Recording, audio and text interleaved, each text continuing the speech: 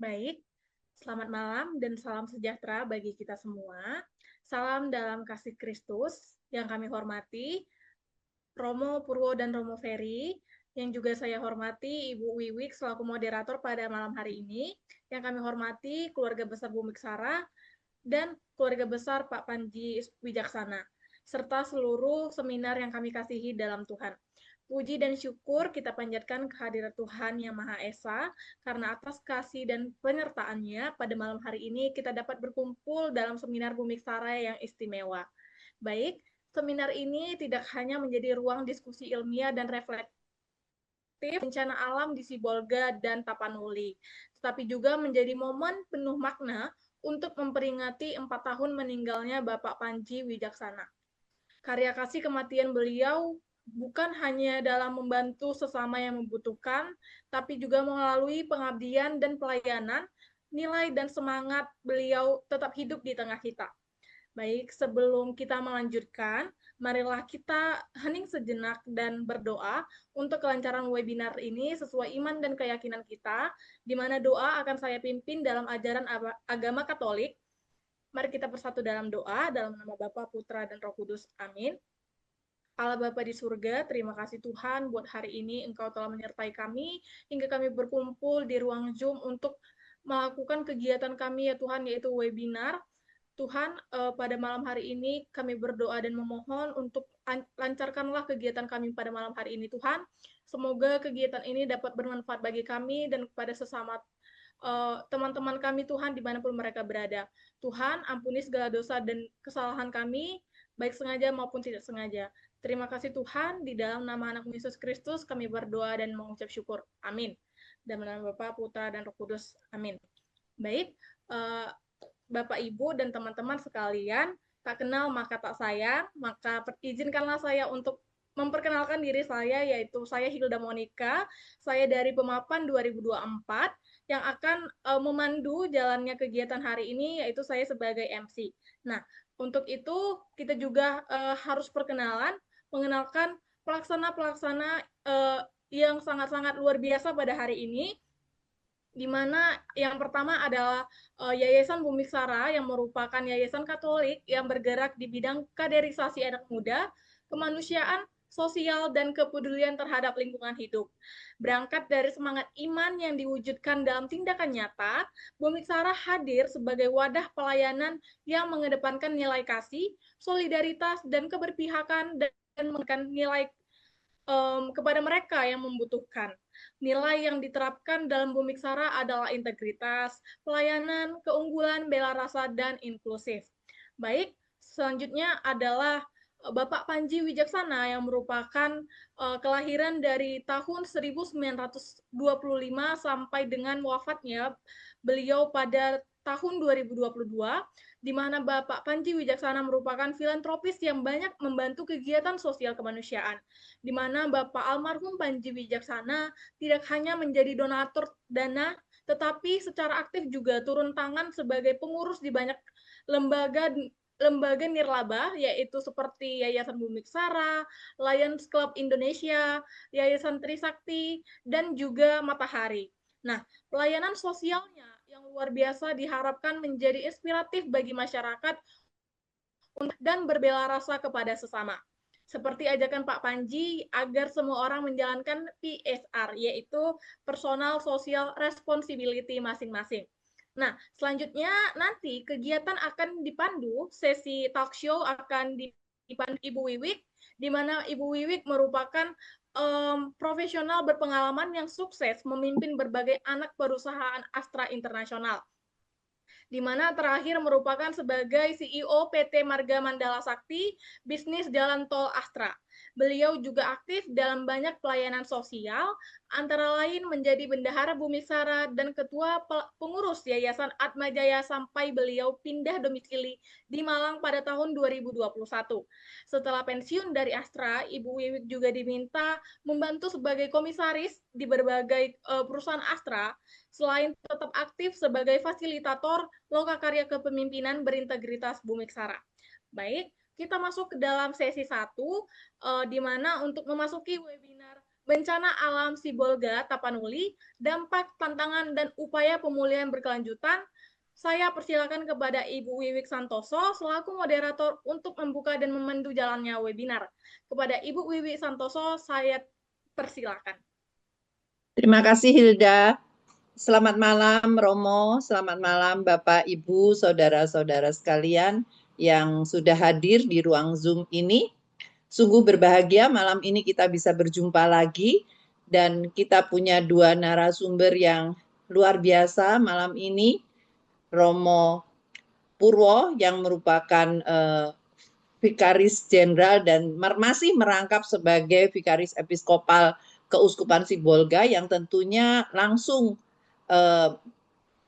merasakan dampaknya dan langsung juga ada di lokasi saat itu ya Romo. Dan kedua adalah Romo Ferry yang kita tahu adalah aktivis lingkungan penggerak EcoCamp di Bandung. Kalau kita melihat masalah bencana ini ya, sebenarnya kita sebagai umat Katolik itu harusnya kita sudah menyadari hal ini sejak 2015 ketika almarhum Paus Fransiskus itu mengingatkan kita dengan mengeluarkan ensikliknya Laudato Si. Tetapi ternyata bencana tetap terjadi. Karena itu malam ini marilah kita bersama-sama kita belajar, kita juga mendengarkan sharing dari Romo Purwo supaya kita semakin sadar bahwa kita harus mencintai bumi kita ini. Sebelumnya saya perkenalkan dulu kedua narasumber kita. Narasumber pertama yaitu Pastor Ignatius Purwo Suranto OSC yang lahir di Jakarta dan menjalani pendidikan filsafat teologi di Unpar Bandung dan pernah menjadi mahasiswanya Romo Ferry ini ternyata. Romo Purwo ditahbiskan menjadi imam pada tanggal 4 Juni 2001 di Bandung dan saat ini berkarya di Keuskupan Sibolga. Sebelumnya Romo Purwo banyak berkecimpung juga melayani di Nias dan sudah 20 tahun ternyata Romo Purwo di Keuskupan Sibolga. Dan sejak 1 September 2025 menjadi Vikjen di Keuskupan Sibolga setelah sebelumnya menjadi Vikep juga.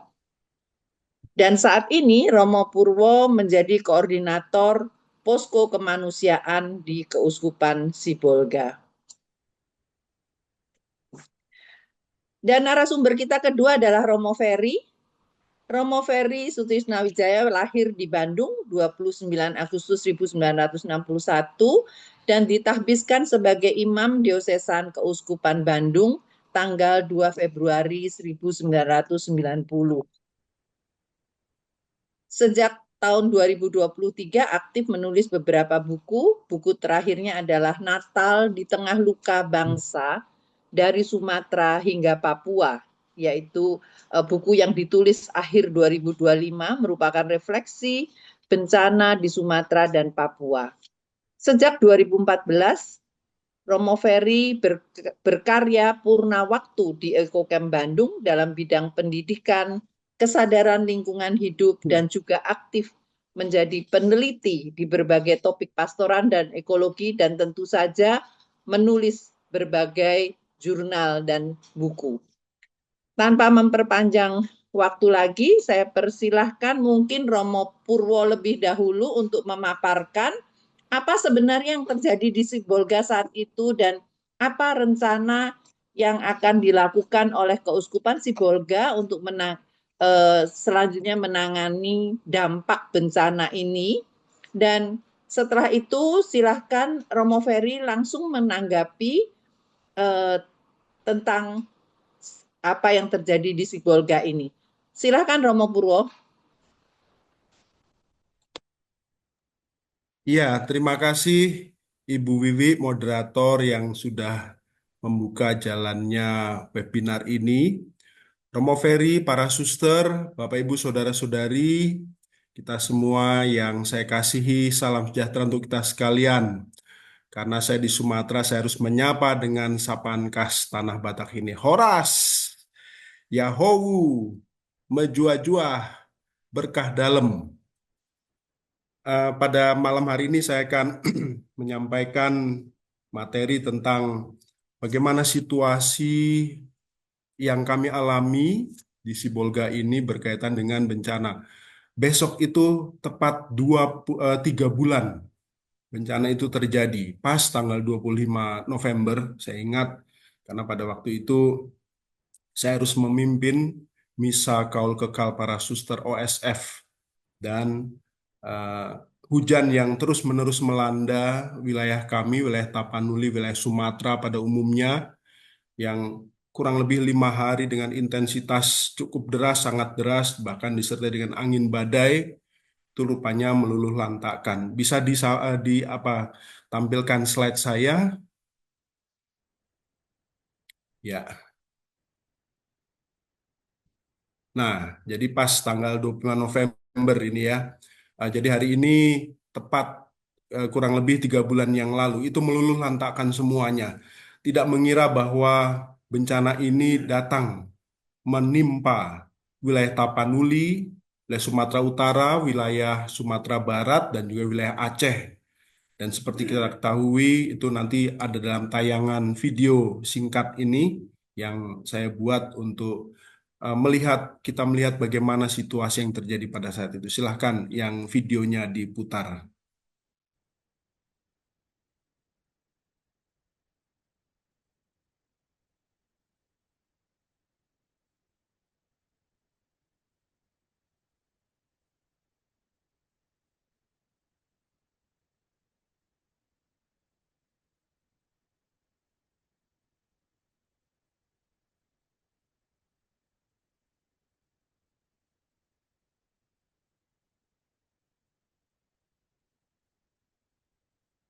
Nah, itulah tumpukan kayu-kayu.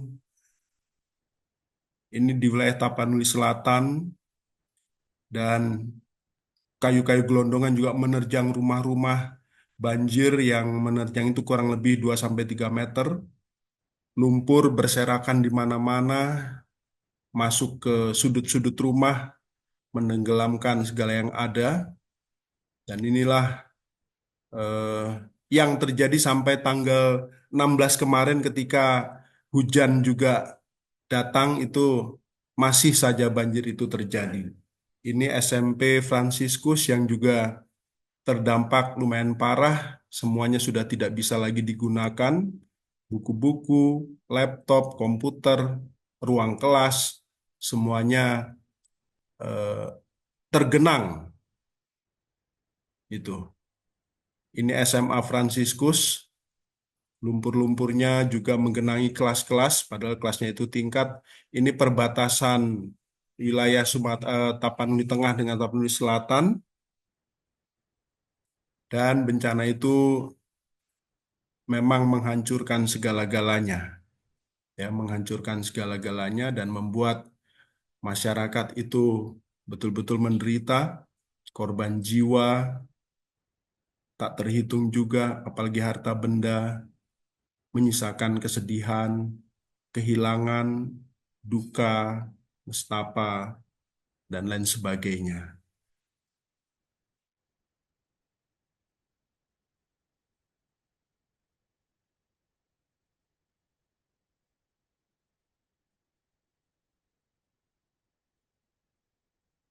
Iya, bisa slide berikutnya.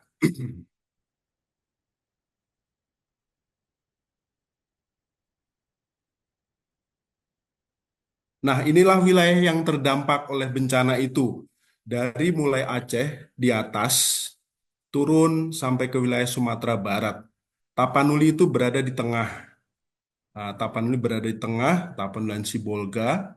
Ini data yang memang saya peroleh dari BNPB, kurang lebih ada 1.180 jiwa yang meninggal menjadi korban dari bencana tersebut dan ratusan ribu rumah yang rusak, rusak berat, dan seterusnya.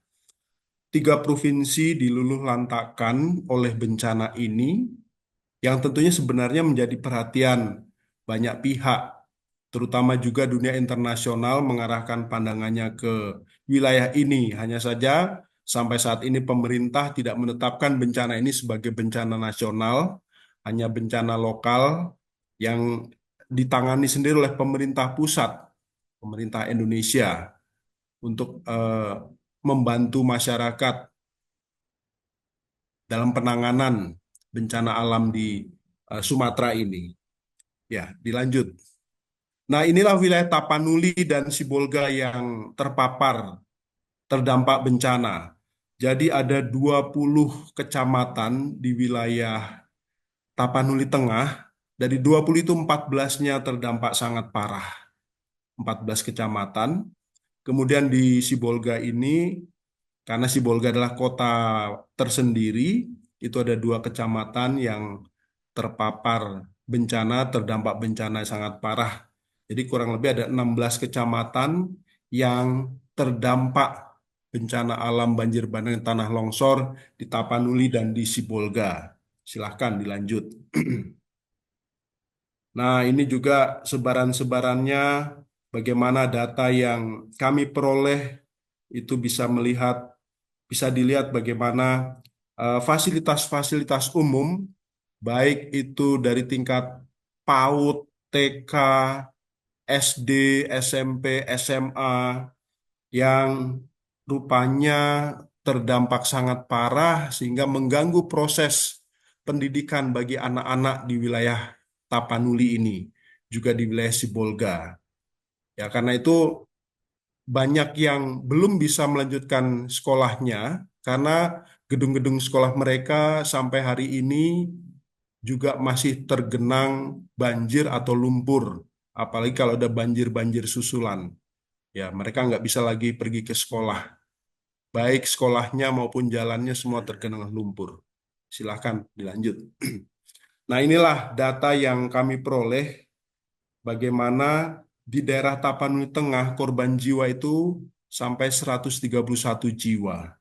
Dan masih ada yang hilang 33 jiwa, dan juga dari jumlah penduduk 400.000 sekian yang terdampak rupanya hampir 3/4, hampir 300.000 itu terdampak. 300.000 jiwa terdampak dan yang mengungsi itu ada 723 kakak.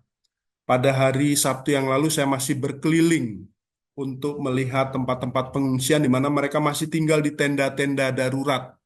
Meskipun pemerintah melalui TNI Polri dan berbagai lembaga itu menyiapkan huntara, ya, tapi hunian-hunian sementara itu letaknya berjauhan dari kampung halaman mereka, sehingga mereka ada yang enggan datang ke sana untuk tinggal di huntara. Dan banyak memilih yang tinggal di tenda-tenda darurat yang situasinya itu kalau misalnya siang hari panasnya luar biasa. Ya, panasnya itu, waduh, nggak tahan kita kalau harus tinggal di tenda-tenda itu. Terus kalau malam, apalagi kalau hujan, itu mereka akan basah kuyup di tenda-tenda tersebut. Dilanjut lagi. Nah, ini data yang eh, bisa dilihat secara angka yang kami peroleh dari kantor Kabupaten Tapanuli Tengah, di mana dalam rapat-rapat koordinasi data-data ini selalu diupdate, diperbaharui, agar masyarakat dan juga berbagai lembaga, pemerintah, dan swasta itu bisa mengetahui sejauh mana progres yang sudah dicapai dan upaya-upaya apa saja yang sudah dilakukan untuk membantu masyarakat dalam menghadapi bencana ini. Ya, ini data pengungsi, data yang meninggal, luka dalam pencarian, dan sebagainya. Masih banyak pengungsi-pengungsi, kurang lebih 10.887 jiwa yang sampai saat ini masih mengungsi. Apalagi terakhir ini ada tanggal 16 Februari yang lalu, itu datang lagi banjir yang cukup besar, sehingga membuat masyarakat yang tadinya sudah membersihkan rumah-rumah itu harus mengungsi lagi. Mereka sudah 1-2 bulan tinggal di rumah karena mereka sudah membersihkan, sudah mulai menata kehidupan, tetapi karena banjir lagi, akhirnya mereka mengungsi lagi. Sebenarnya yang dirasakan oleh masyarakat itu sudah sungguh sangat luar biasa, menyedihkan untuk mereka. Mereka juga putus asa. Nah, ini bagaimana skema yang eh, saya tampilkan melihat bencana dan kemudian membuat kajian bagaimana kerusakan, kerugian yang dialami oleh masyarakat, juga oleh pemerintah, karena berbagai fasilitas dan juga harta benda yang dimiliki itu hancur. Ya, juga gangguan akses karena jalan jembatan putus. Ya, sungai-sungai itu meluap, memutuskan jembatan, menghancurkan jalan-jalan, kemudian sekolah tidak berfungsi dan sebagainya. Sawah ladang itu terbenam lumpur, tertutup longsoran, mereka nggak bisa lagi mencari nafkah untuk menghidupi mereka. Nah, sebentar, masih yang tadi, jangan dulu ke sini. Ya, kemudian dampak bencana tentunya secara ekonomi dan fiskal ketika dihitung itu mencapai 60 triliun kerugian. Ya, kerugian untuk wilayah Tapanuli dan Sibolga itu 60 triliun yang dialami oleh masyarakat dan juga oleh karena hilangnya fasilitas-fasilitas umum yang tidak bisa digunakan lagi, kemudian juga sosial budaya dan politik. Ya, ini masyarakat tercabut dari akarnya, yang tinggal di kampung-kampung itu sekarang harus mengungsi, ada masalah-masalah sosial yang lain, kemudian juga lingkungan dan seterusnya. Maka pada tahap-tahap. Jadi tahap-tahap yang disepakati waktu itu tanggap bencana, kemudian transisi, sekarang ini masa pemulihan. Ya, bagaimana kita mulai memikirkan pembangunan, ya, bagaimana rehab, menyediakan bantuan, pemulihan fungsi, pengurangan resiko, dan sebagainya. Ini yang bersama-sama kami lakukan dengan lembaga-lembaga NGO yang lain, dengan pemerintah, TNI Polri, dan semuanya. Lanjut. Nah, ini jejak banjir di SMP dan SMA Santo Fransisi milik Uskupan Sibolga. Jadi itu ada gambar, ada pagar, ya, pagar. Banjirnya itu setinggi pagar itu. Waktu banjir melanda itu setinggi pagar itu. Jadi bisa dibayangkan bagaimana air meluap selama kurang lebih 1 minggu menutupi sekolah tersebut. Karena 1 minggu hujan terus-menerus dan masih aja air kiriman, banjir kiriman dari atas, longsoran-longsoran itu masih terjadi. Jadi banjirnya itu sampai atap, atap pagas batas pagar tersebut. Nah, itu. Ya, lanjut. Nah, ini beberapa hari setelah banjir surut, seperti inilah keadaannya. Ya, seperti ini keadaannya. Eh, Lapangan masih digenangi air, lumpur-lumpur berserakan di sana sini. Ya, iya, ini banjir kedua tanggal 17 Februari yang lalu. Ini banjir kedua malahan, situasi banjir kedua 17 Februari yang lalu. Jadi selain tanggal 25 ini, tanggal 17 Februari mereka terkena banjir lagi. Silahkan dilanjut. Nah, ini eh, kerusakan yang dialami oleh sekolah-sekolah ketika banjir menerjang itu, semua fasilitas yang ada di sekolah tersebut berserakan tidak karuan, bercampur dengan lumpur. Ini ruang guru, ya, meja kursi, buku, ya, ruang laboratorium, dan sebagainya. Situasi semacam ini yang terjadi sampai kemarin. Ya, dilanjut. Masih yang sama, ini, nah, ini data, ya, fasilitas umum terdampak. Ada 256 PAUD, TK, SD, 69 SMP, 11 SMA, SMK, 117 rumah ibadah. Karena wilayah Tapanuli ini eh, perbandingan antara agama Kristen, Protestan, dan Katolik juga dengan Islam itu hampir seimbang. Jadi kalau wilayah sini di setiap kampung itu pasti ada gereja, entah Protestan, Katolik, juga ada masjid. Jadi ada begitu banyak juga rumah ibadah yang terkena. Bahkan ada satu stasi, Santo Andreas Hutanabolon, itu gerejanya tersapu banjir, jadi hilang. Nggak tahu bekasnya di mana, tidak tahu lagi.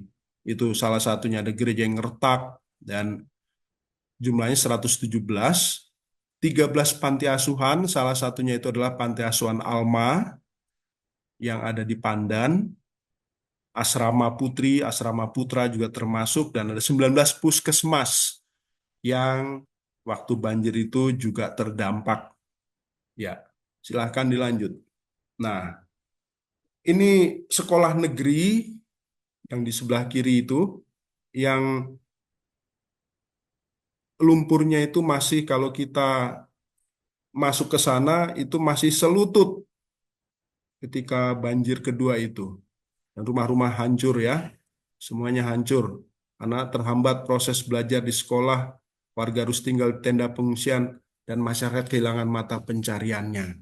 Ini di wilayah Tuka, Kecamatan Tuka, yang memang cukup parah terdampak bencana. Lanjut.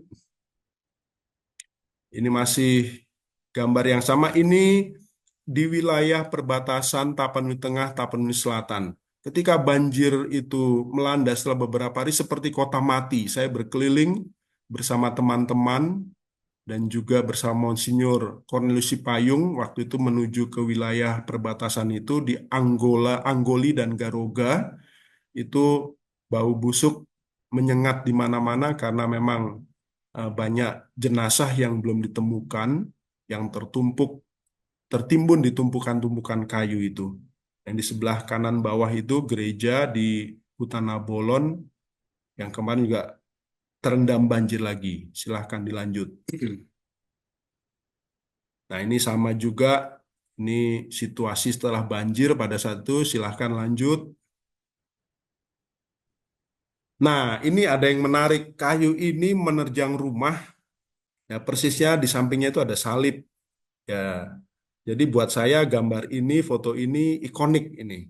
Karena karena kayunya itu menghancurkan sisi kanan itu, menembus itu, dan salibnya tidak kena. Buat saya ini, wah, sungguh sebuah kekuatan yang luar biasa, yang menerjang, tetapi salibnya itu tidak kena. Dia tetap berdiri sampai kapan hari saya melihat rumah itu masih tetap ada. Jadi kami di sini bersama Caritas Indonesia, GPIC Kapusin, tarekat religius yang ada, lebih dari 20 tarekat religius, Kuskupan Agung Medan, pemerintah, TNI, Polri, bahu-bahu menolong masyarakat juga. Teman-teman dari Atmajaya, Ikatan Alumni Dokter Atmajaya itu datang selama kurang lebih 3 minggu ke tempat kami di sini. Mereka menjadi relawan, masuk ke desa-desa yang sangat terdampak, yang sulit ditempuh, tapi mereka masuk sampai sana di bawah pimpinan Dr. Juan Lee.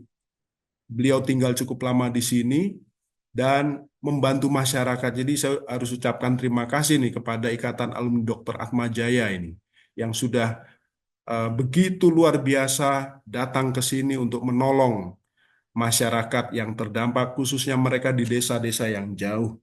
Maka semangat bela rasa solidaritas yang ditunjukkan oleh berbagai lembaga awam Katolik menunjukkan bahwa kita memang eh, ingin menolong masyarakat yang terdampak ini tanpa membeda-bedakan apa agama, suku, ras, dan sebagainya. Kita dari Katolik itu mau melayani mereka seperti Injil kemarin itu Matius 25, ya kan? Di situ kita dikuatkan karena kita melayani mereka yang sedang sakit, mereka yang menderita, dan seterusnya. Jadi juga tak ketinggalan anak-anak sekolah itu dari Ursula, dari Strada, dari Tarakanita, dan semuanya datang dan mereka memberikan dukungan, ya. Anak sekolah itu waktu itu Ursula itu ada 20 anak yang datang, dari Strada juga ada yang datang, dari Tarakanita itu mengirimkan berbagai bantuan untuk membantu teman-teman mereka, anak-anak sekolah sesama siswa-siswi yang terdampak. Ya, dilanjut. Nah, banjir membuat aktivitas sekolah terhenti untuk sementara. Ruangan, kursi-kursi, lab, perpustakaan rusak akibat banjir. Ini lewat saja, yang kemarin masih tergenang. Nah, bagaimana pemulihan berikutnya? Ya, ketika masa pemulihan itu terhitung 1 Februari, Kuskupan Sibolga bersama Ordo Kapusin Provinsi Sibolga juga bersama Caritas Indonesia itu mulai memikirkan untuk membangun rumah-rumah hunian bagi masyarakat yang terdampak, yang rumahnya rusak berat, yang rumahnya hancur, yang rumahnya hilang, dan seterusnya. Kami mulai untuk membangun rumah-rumah hunian. Rumah-rumah yang eh, mungkin tipenya RS ya, rumah sederhana tipe 36, di mana sudah ada itu prototipnya yang dikeluarkan oleh BNPB, yang nilainya satu rumah itu 60 juta rupiah, biaya pembangunannya 60 juta. Kemudian juga melihat livelihood program bagi masyarakat yang terdampak, bagaimana mengajak mereka juga untuk mulai bekerja, memikirkan, mencari mata pencaharian, dan menyediakan beasiswa. Dalam hal ini kami sangat didukung oleh Bapak Kardinal Ignatius Suharyo. Beliau itu memberikan donasi yang sangat besar untuk membantu anak-anak agar mereka tetap bisa sekolah. Beliau bahkan menelpon secara pribadi kepada saya dan memberikan atensinya untuk anak-anak itu supaya mereka tetap bisa sekolah.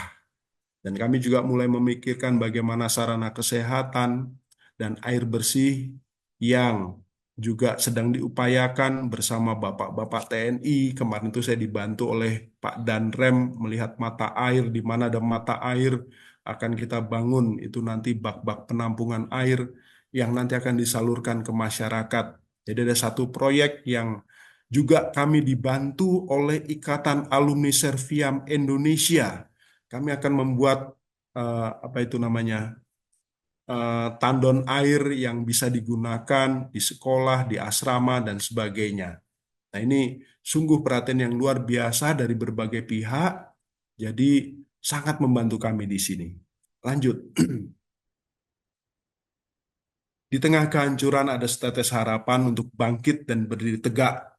Sekali lagi saya katakan, anak-anak harus kembali sekolah, warga harus mulai beraktivitas, kehidupan mulai kembali berdenyut meski dihantui rasa cemas.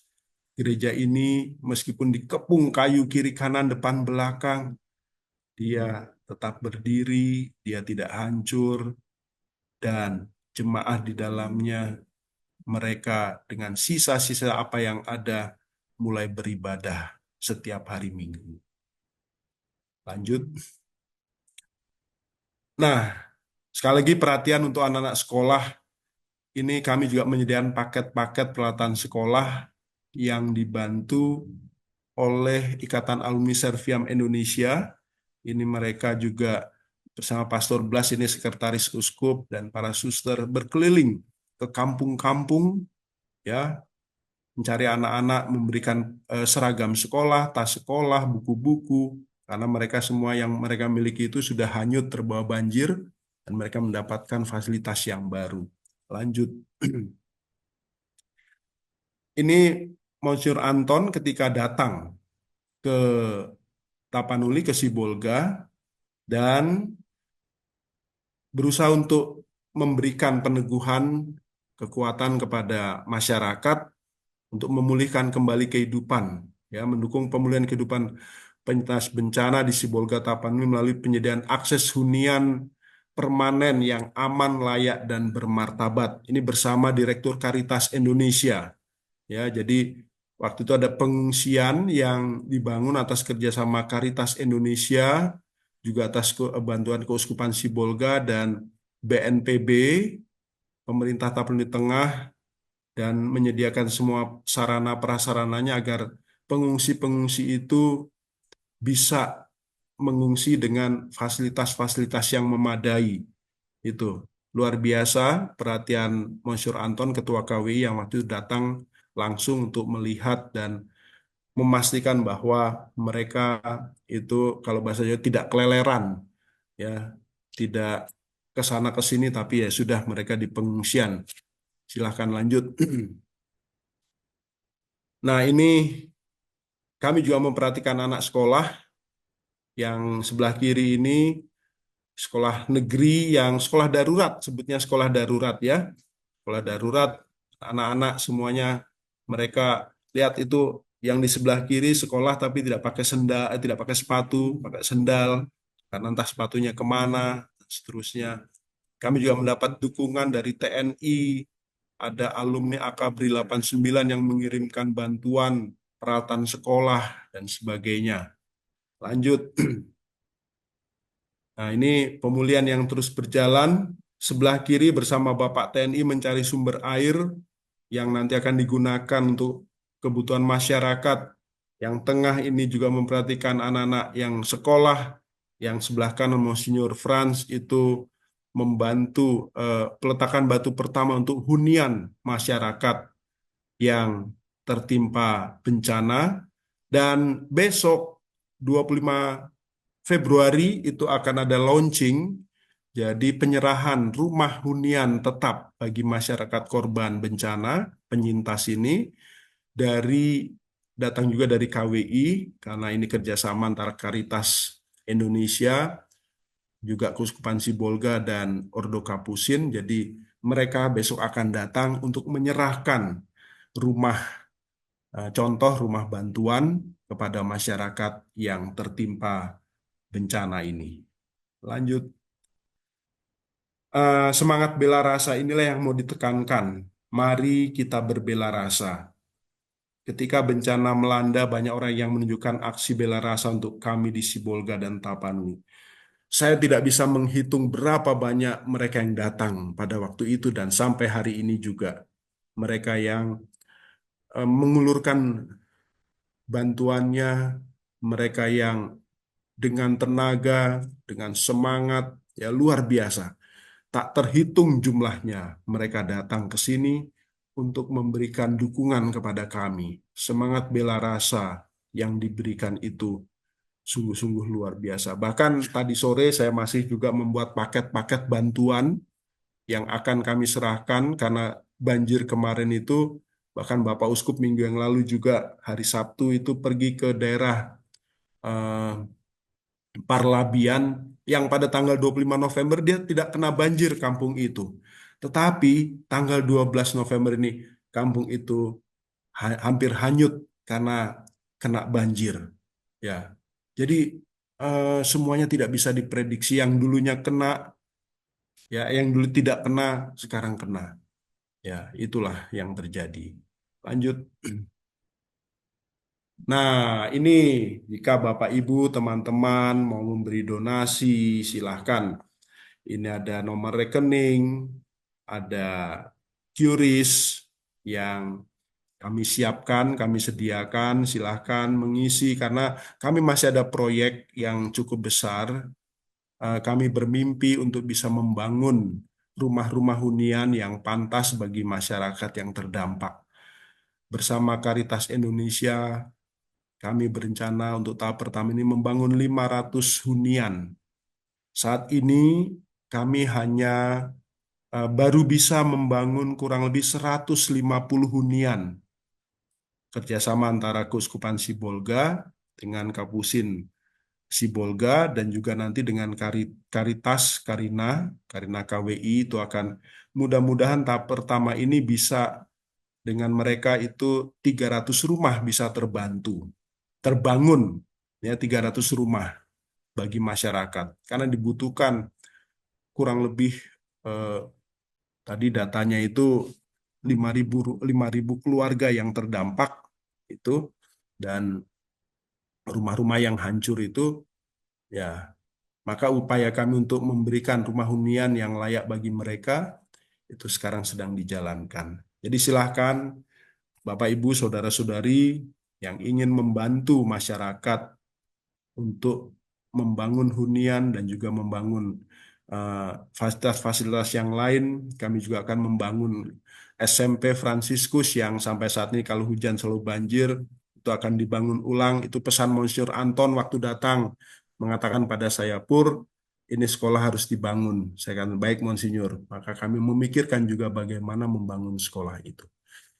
Jadi begitu kira-kira presentasi dari saya, 30 menit kurang lebih waktu yang saya gunakan untuk presentasi ini, situasi keadaan yang terjadi di Tapanuli dan di Sibolga sampai hari ini, dan kami terus berupaya untuk membantu masyarakat tanpa kenal lelah, tidak melihat apa agamanya, sukunya, dan sebagainya. Ini sungguh-sungguh atas dasar kemanusiaan, di mana mereka membutuhkan. Saya mendapat telepon dalam waktu singkat, kita kunjungi mereka, datangi mereka untuk memberi bantuan kepada mereka. Jadi begitu, Ibu Wiwi, Bapak Ibu, Saudara-saudari, saya kembalikan kepada moderator. Terima kasih. Terima kasih Romo Purwo, sangat menyentuh. Silahkan Romo Ferry langsung menanggapi paparan Romo Purwo. Silahkan Romo Ferry. Ya, terima kasih Bu Wiwi, terima kasih Romo Purwo dan semua kawan yang ada di sini, Bapak Ibu juga para suster Romo. Apakah suara saya terdengar? Apakah suara saya terdengar? Terdengar Romo, terdengar. Terdengar ya. Romo Ferry. Oke. Baik. Nah, mohon di tayangannya disiapkan saja.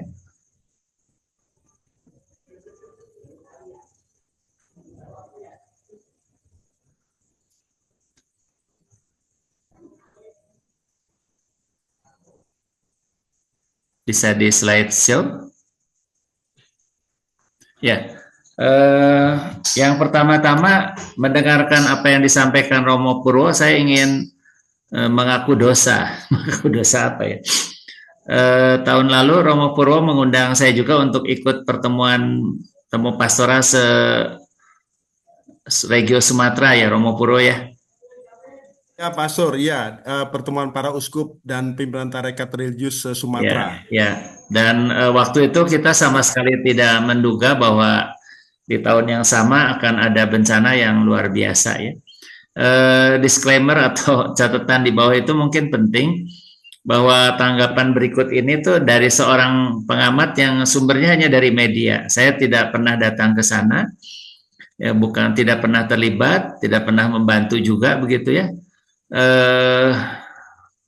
Dan itu perasaan sedih, perasaan bersalahnya itu sebenarnya sampai sekarang juga iya muncul ya. Terus saya juga seperti tidak tahu mesti berbuat apa. Nah, salah satu yang saya lakukan adalah saya mencoba mempelajari berbagai situasi yang terjadi, tapi sekali lagi sumbernya sangat terbatas, terutama dari media. Terus saya coba tuangkan dalam satu buku yang saya tulis di akhir tahun, yang judulnya Natal di Tengah Luka Bangsa dari Sumatera hingga Papua ya.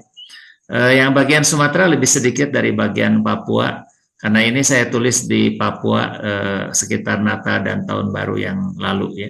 Jadi mohon maaf nanti kalau pandangan saya ini menampakkan bahwa saya ternyata bukan orang yang sungguh-sungguh tahu dan terlibat di lapangan, tetapi dari agak jauh mengamati, tapi mudah-mudahan kita atau saya juga bisa menyampaikan beberapa usul untuk kedepannya bagaimana ya. Lanjut, next.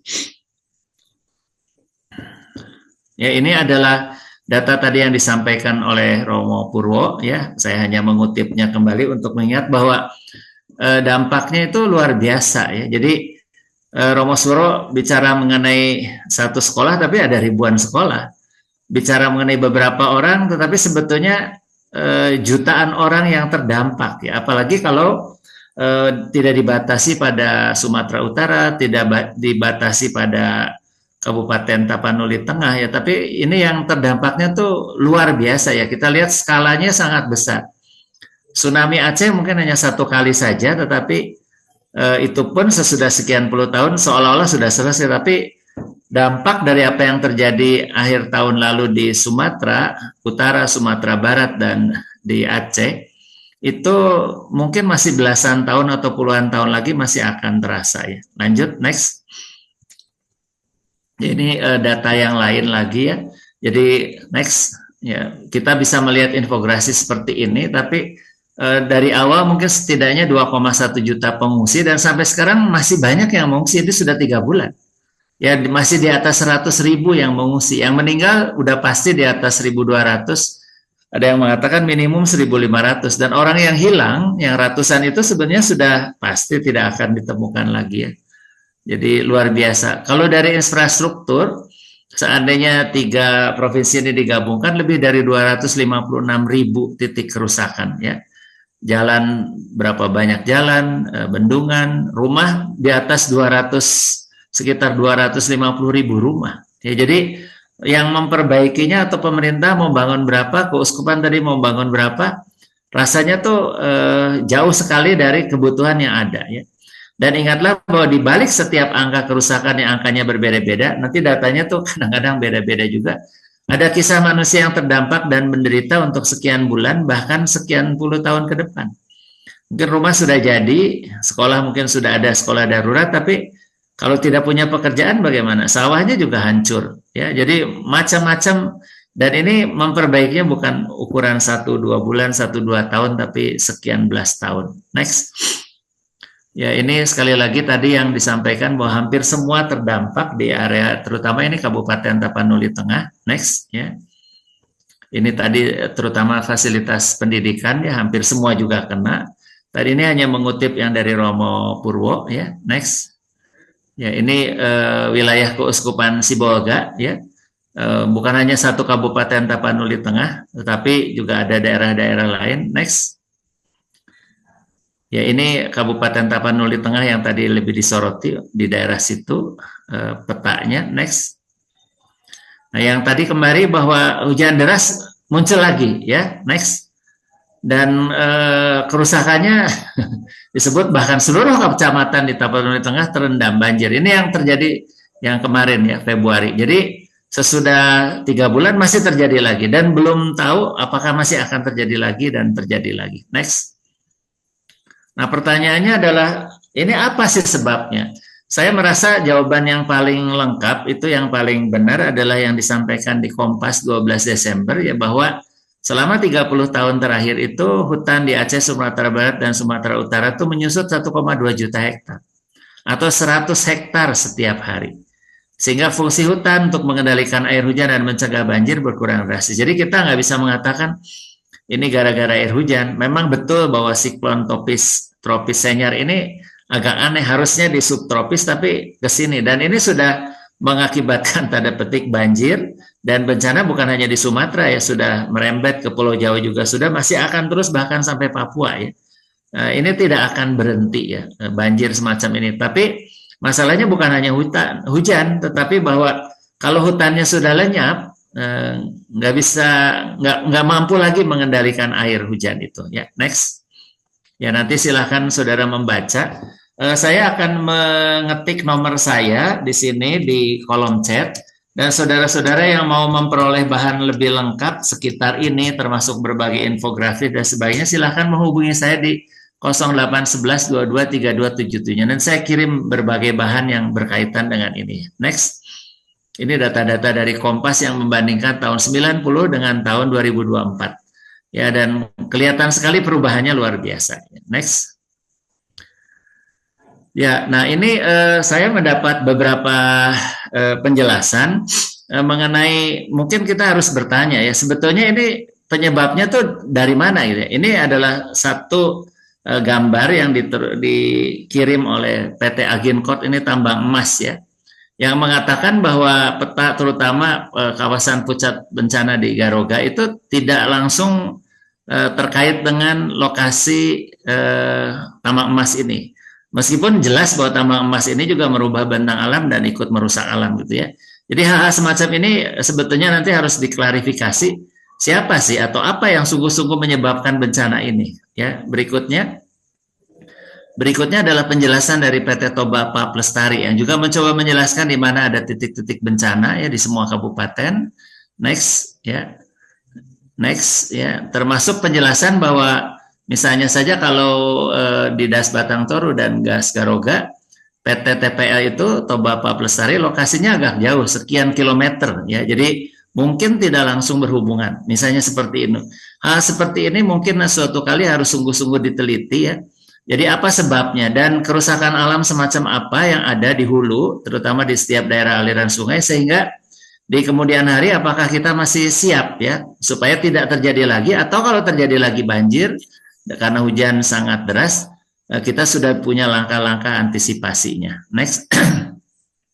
Ya, ini juga penjelasan masih dari PT Toba Pak Lestari berhubungan dengan daerah kerja yang sebetulnya agak jauh dari wilayah banjir menurut penjelasan ini ya.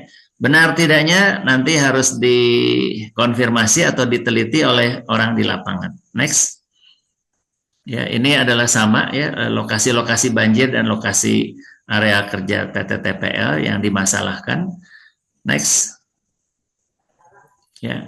Nah, ada komentar seperti ini ya. Seorang ahli disaster management mengatakan bencana sudah dimulai dengan manajemen pra bencana. Ketika pemerintah, dunia usaha dan masyarakat membuka hutan secara masif. Jadi ini bukan akibat 1-2 hari yang lalu gitu ya, 1-2 bulan yang lalu, 1-2 tahun yang lalu, tapi 30 tahun kerusakan ini ya. Dan dia mengatakan ini bukan bencana alam, tapi bencana akibat ulah manusia selama puluhan tahun. Nah, apa yang bisa kita lakukan? Bencana juga semakin parah ketika manajemen pasca bencana dilakukan secara tidak tepat ya.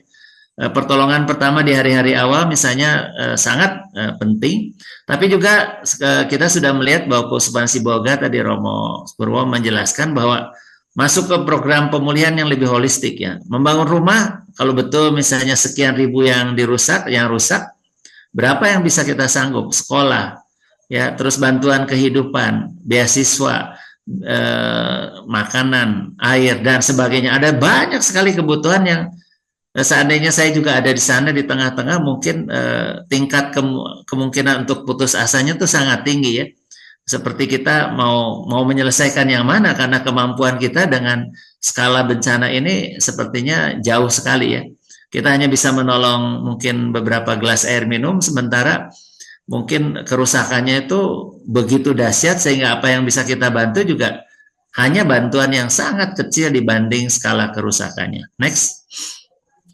Ya, ini adalah upaya-upaya yang sudah dilakukan. Saya kira Caritas Indonesia sudah bergerak. Next ya.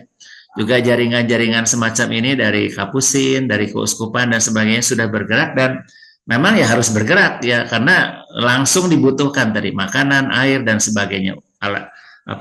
Buku, alat tulis dan sebagainya memang sangat dibutuhkan. Hunian juga sampai sekarang udah pasti yang mengungsi masih di atas 100.000 secara keseluruhan. Dan mereka nggak punya tempat untuk tinggal. Tadi Romo Purwo menggambarkan hujan ya kehujanan, panas ya kepanasan, nggak punya makanan, nggak punya air, dan macam-macam lagi. Sebetulnya sangat mengerikan dan menyedihkan. Next. Ya, ini pemulihan berkelanjutan yang sudah digambarkan oleh Romo Purwo, terutama di Keuskupan Sibolga. Sudah melakukan, menurut saya Keuskupan Sibolga sudah berusaha semaksimal mungkin, tapi memang harus dibantu oleh kita semua. Next. Ya, ini adalah, mungkin saya tidak akan menjelaskan, tetapi sebetulnya dari sudut ajaran sosial gereja, dari dokumen-dokumen, kita tuh sudah lama harus berbuat sesuatu ya, bukan sekarang sesudah bencana terjadi. Baik dari Laudato Si yang dilanjutkan dengan Laudato Si Action Platform, Laudato Si 2015 disusul Laudate Deum tahun 2023, masih ada Ekonomi Fransiskus tahun 2020, ada Deklarasi Istiqlal 2024, Sidang Agung Gereja Katolik 2025, dan tahun ini juga adalah tahun Jubileum Santo Fransiskus. Semuanya ini saya hanya mengumpulkan bahannya saja, saya tidak akan membahasnya secara detail, tapi mau mengatakan bahwa dari sudut ajaran gereja, kita itu bukan lagi suatu pilihan ya untuk terlibat menyelamatkan bumi ini, tetapi adalah suatu kewajiban. Ya, kita nggak bisa lagi mengatakan ini bukan urusan gereja, bukan urusan iman, bukan urusan kita sebagai orang Katolik, karena seluruh sejarah ajaran sosial gereja mengatakan kita harus terlibat di masyarakat. Ya, next. Ya, ini dari Lumen Fidei pun ensiklik pertama dari Paus Fransiskus yang sebenarnya disiapkan Paus Benediktus sudah mengatakan bahwa iman juga harusnya membantu kita untuk merancang model pembangunan. Ya, maka kita nggak bisa hanya membantu mereka yang sudah jadi korban, tetapi mungkinkah, karena kalau Kompas mengatakan ini adalah akibat sekian puluh tahun kebijakan yang membuat tutupan hutan hilang, mungkinkah kita juga di masa depan ikut serta ya menentukan bagaimana pemerintah ini dan masyarakat betul-betul menjaga alam supaya tidak terjadi lagi kerusakan. Bagaimana kita pola-pola model ekonomi, model pembangunan yang kita biarkan akibatnya kita menjadi korban sesuatu yang sudah kita lakukan selama puluhan tahun. Next. Ya, di Evangelii Gaudium juga sangat nampak bahwa kita nggak bisa lagi hanya gereja yang ke dalam, tapi harus gereja yang keluar. Next. Ya, jadi harus ada perubahan besar di Laudato Si ya. Bukan hanya dalam gaya hidup, tapi juga bahkan dalam sistem maupun struktur pemerintahan. Ya. Harus terlibat juga. Next. Ya, jadi ini bukan pertobatan individual yang kita butuhkan, tapi pertobatan komunal, pertobatan ekologis yang menyangkut seluruh jaringan masyarakat. Next. Ya, secara ekonomi Paus Fransis juga mengajarkan ekonomi yang berkeadilan ekologis, ya, sekaligus juga berkeadilan sosial. Jadi antara ekonomi, ekologi dengan keadilan sosial harus berjalan bersama. Tidak bisa kegiatan ekonomi mengorbankan masyarakat. Harus terjadi keadilan sosial. Tidak bisa kegiatan ekonomi mengorbankan alam. Jadi alam, ekologi, sosial, dan ekonomi harus berjalan bersama. Ini adalah ajaran dari prinsip ajaran sosial gereja yang juga harus kita laksanakan kalau kita mau melangkah ke depan. Next. Ya, ini buku Ada Ekonomi Fransis hasil pertemuan di Assisi tahun 2020. Next. Kita juga jangan melupakan bahwa Laudato Si itu sudah diubah menjadi Laudato Si Action Platform yang lebih luas. Next. Yang mencakup Next. Menyangkut next 7 sektor, jadi semua harus terlibat, keluarga, paroki, lembaga pendidikan, lembaga kesehatan, masyarakat, ekonomi, komunitas hidup religius, organisasi, dan semua kelompok. Ini semua ya, 7 sektor juga 7 goals. Next. Ya, ada 7 goals. Ini saya tidak akan menyinggung sedikit secara detail, tapi di satu-satu saja slide-nya dilanjutkan. Goal pertama tentang bagaimana menanggapi kerusakan alam, goal kedua tentang orang miskin, goal ketiga tentang ekonomi ekologis, nomor 4 tentang gaya hidup yang berkelanjutan, nomor 5 tentang pendidikan ekologi, nomor ke-6 tentang spiritualitas, nomor ke-7 tentang pemberdayaan masyarakat. Ya, jadi PR kita masih banyak. Dan bagaimana dari Vatikan mengatakan harus ada minimum 3,5% orang yang sadar dan melakukan sesuatu ya. Kita tidak hanya lagi bisa menjadi korban, tetapi kita harus menjadi orang yang ikut menentukan keberlanjutan alam dan dunia di sekitar kita. Ya, harus ada orang di pemerintahan, di dunia ekonomi dan sebagainya yang menjamin bahwa kegiatan ekonomi dan kegiatan lain-lain tidak pada akhirnya merusak alam, tidak akhirnya menyebabkan ketidakadilan sosial dan menyebabkan korban seperti kita alami di Sumatera. Next. Ya, ini Laudato Deum yang juga susulan bahwa mengapa Paus sesudah 8 tahun menerbitkan Laudato Si merasa bahwa kita kurang memberi tanggapan, sehingga beliau menerbitkan lagi satu surat lagi dengan mengatakan kurang lebih 8 tahun yang lalu saya sudah nerbitin kok nggak dilaksanakan begitu ya. Next. Laudato Deum ya. Jadi apapun harus kita lakukan, dan seruan ini juga ditindaklanjuti di Indonesia ketika Paus berkunjung tahun 2025. Next. Ya, 2024 dengan ada deklarasi yang juga menanggapi bukan hanya fenomena dehumanisasi, juga termasuk eksploitasi manusia terhadap alam ya. Bagaimana seruan atau deklarasi Istiqlal ini juga bisa kita laksanakan, kita tindak lanjuti. Next. Ya, ini beberapa catatan dari deklarasi ini. Nanti silakan bagi saudara-saudara yang ingin mempelajari, kita tidak kekurangan alasan untuk bertindak sebetulnya. Yang mungkin kita kurang adalah kita kurang bertindak. Next. Ya, ini beberapa catatan saja, pelan-pelan. Silahkan lanjut aja. Ya, jadi kalau dokumen sudah tidak kurang banyaknya yang mengingatkan bahwa kita harus melakukan sesuatu. Yang terakhir adalah Sidang Agung Gereja Katolik, ya, yang dilaksanakan 2025, yang juga mengingatkan sesuatu yang harus kita lakukan. Nah, saya merasa bahwa dari Sidang Agung Gereja Katolik ini kita bisa menangkap beberapa inspirasi. Next. Ya, terutama tentang tentang merawat rumah kita bersama ya, bahwa kita tidak lagi hanya bisa menjadi penonton atau komentator, atau sekarang kita tidak cukup lagi hanya membantu mereka yang menjadi korban ya, tetapi kita harus melakukan langkah-langkah sebelum bencana terjadi. Next. Ya. Ini beberapa rekomendasinya termasuk kajian ekologi. Jadi yang saya tadi sebut merasa bersalah tuh waktu saya diundang temu pastoral di Nias ya, saya pun tidak mampu untuk melihat bahwa kemungkinan akan terjadi bencana itu sebetulnya sudah ada di depan mata ya. Jadi kita nggak bisa menyalahkan hujan, tetapi kita membiarkan sekian puluh tahun bahwa pola-pola kehidupan, ekonomi, pemerintahan dan sebagainya membiarkan hutan di Sumatera, bukan hanya di Sumatera, kali ini yang kena Sumatera ya, tapi di mana-mana sudah terjadi bahwa kita membiarkan hilangnya hutan ini dan kita seperti tidak berbuat apa-apa. Sesudah terjadi bencana baru kita bergerak, tapi sebelum terjadi bencana seolah-olah kita merasa aman-aman saja. Next.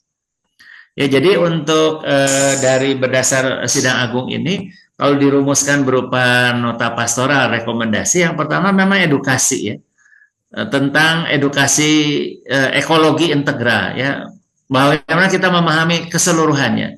Yang kedua juga aksi ya, mendorong semua umat untuk memilih gaya hidup yang berkelanjutan. Berikutnya next, masih ada aksi juga ya. Nomor 4 juga adalah advokasi ya. Kalau yang nomor 3 itu rumah dan bangunan yang ramah lingkungan. Yang keempat advokasi, mungkin ini penting. Mendorong advokasi lingkungan dalam konteks lokal dengan berkolaborasi dengan masyarakat lintas iman dan organisasi sipil untuk memperjuangkan perlindungan sumber daya alam untuk mewujudkan kebijakan publik yang berpihak pada keadilan sosial dan keadilan ekologi serta keutuhan ciptaan. Ya, jadi maksudnya kita harus membangun gerakan ya, untuk antisipatif ya, sehingga jangan sampai di kemudian hari terjadi lagi bencana alam karena kelalaian kita begitu ya.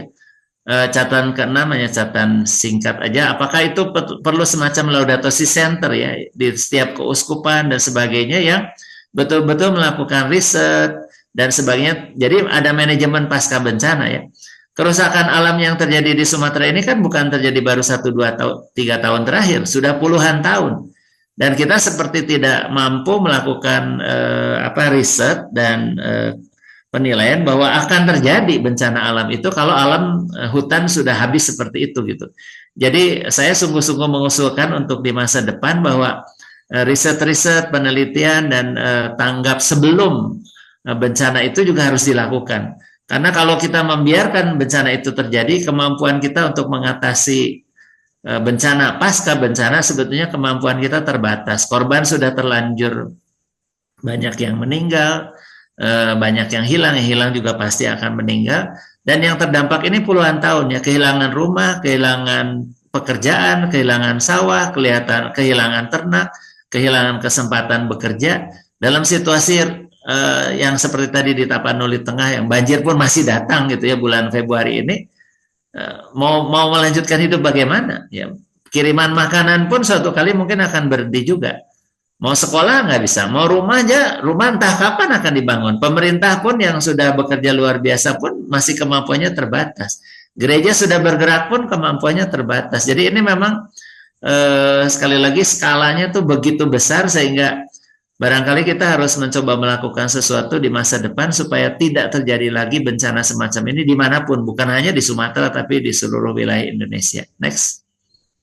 Ya, tahun ini adalah tahun jubileum Santo Fransiskus dan sekali lagi mudah-mudahan bersama Santo Fransiskus kita diingatkan ya untuk membangun masyarakat yang tadi ya, bukan hanya membangun perdamaian tapi juga sungguh-sungguh menjaga lingkungan hidup ya dengan semangat Santo Fransiskus. Next. Ya, ini sama ya. Next. Ya, saya mengakhiri di sini dengan harapan bahwa mungkin sesudah ini kita bisa melakukan diskusi dan tanya jawab. Bukan hanya mengulurkan tangan dan bantuan yang saat ini juga masih sangat dibutuhkan oleh Keuskupan Sibolga dan semua daerah yang lain, tapi juga apa langkah-langkah kita selanjutnya untuk antisipasi sehingga kejadian seperti ini tidak akan terjadi lagi dan tidak menyebabkan banyaknya korban. Ya, demikian yang saya ingin sampaikan. Saya kembalikan kepada Ibu Wiwi. Terima kasih Romo Ferry untuk paparannya yang luar biasa, karena memang ini bidangnya Romo Ferry yang banyak menjadi mengamat dan menghidupi sebenarnya Laudato Si di Indonesia. Memang seperti tadi sudah saya singgung di awal, kita sebagai umat Katolik sebenarnya sudah diingatkan oleh Bapak Suci Paus Fransiskus 10 tahun yang lalu ya, tapi mungkin kita tidak betul-betul menanggapinya dengan serius sehingga bencana itu terjadi dan saat ini kita bersama-sama merasakan dampaknya. Sebenarnya kalau dibilang bahwa kita yang di Jakarta, di Bandung tidak merasakan dampaknya, sebenarnya tidak juga. Kita juga merasakan dampak cuaca yang ekstrim akhir-akhir ini. Baik, Bapak, Ibu, Suster, Romo, dan semua yang peserta yang ikut dalam webinar ini, sekarang saatnya kita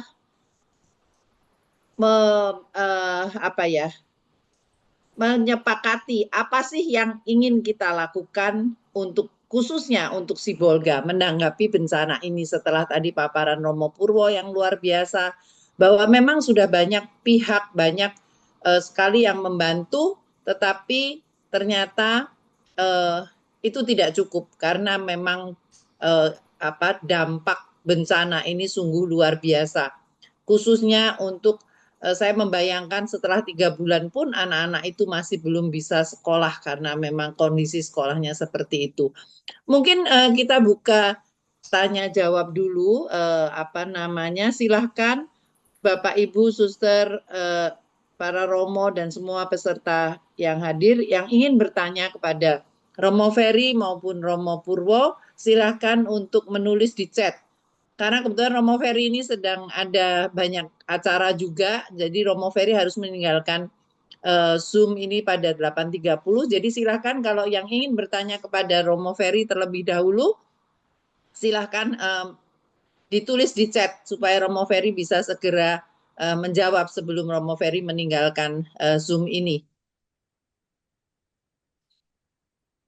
Kalau belum ada, sambil kita menunggu, panitia Sanso boleh tolong ditayangkan QRIS-nya, sekali lagi ditayangkan QRIS untuk Keuskupan Sibolga.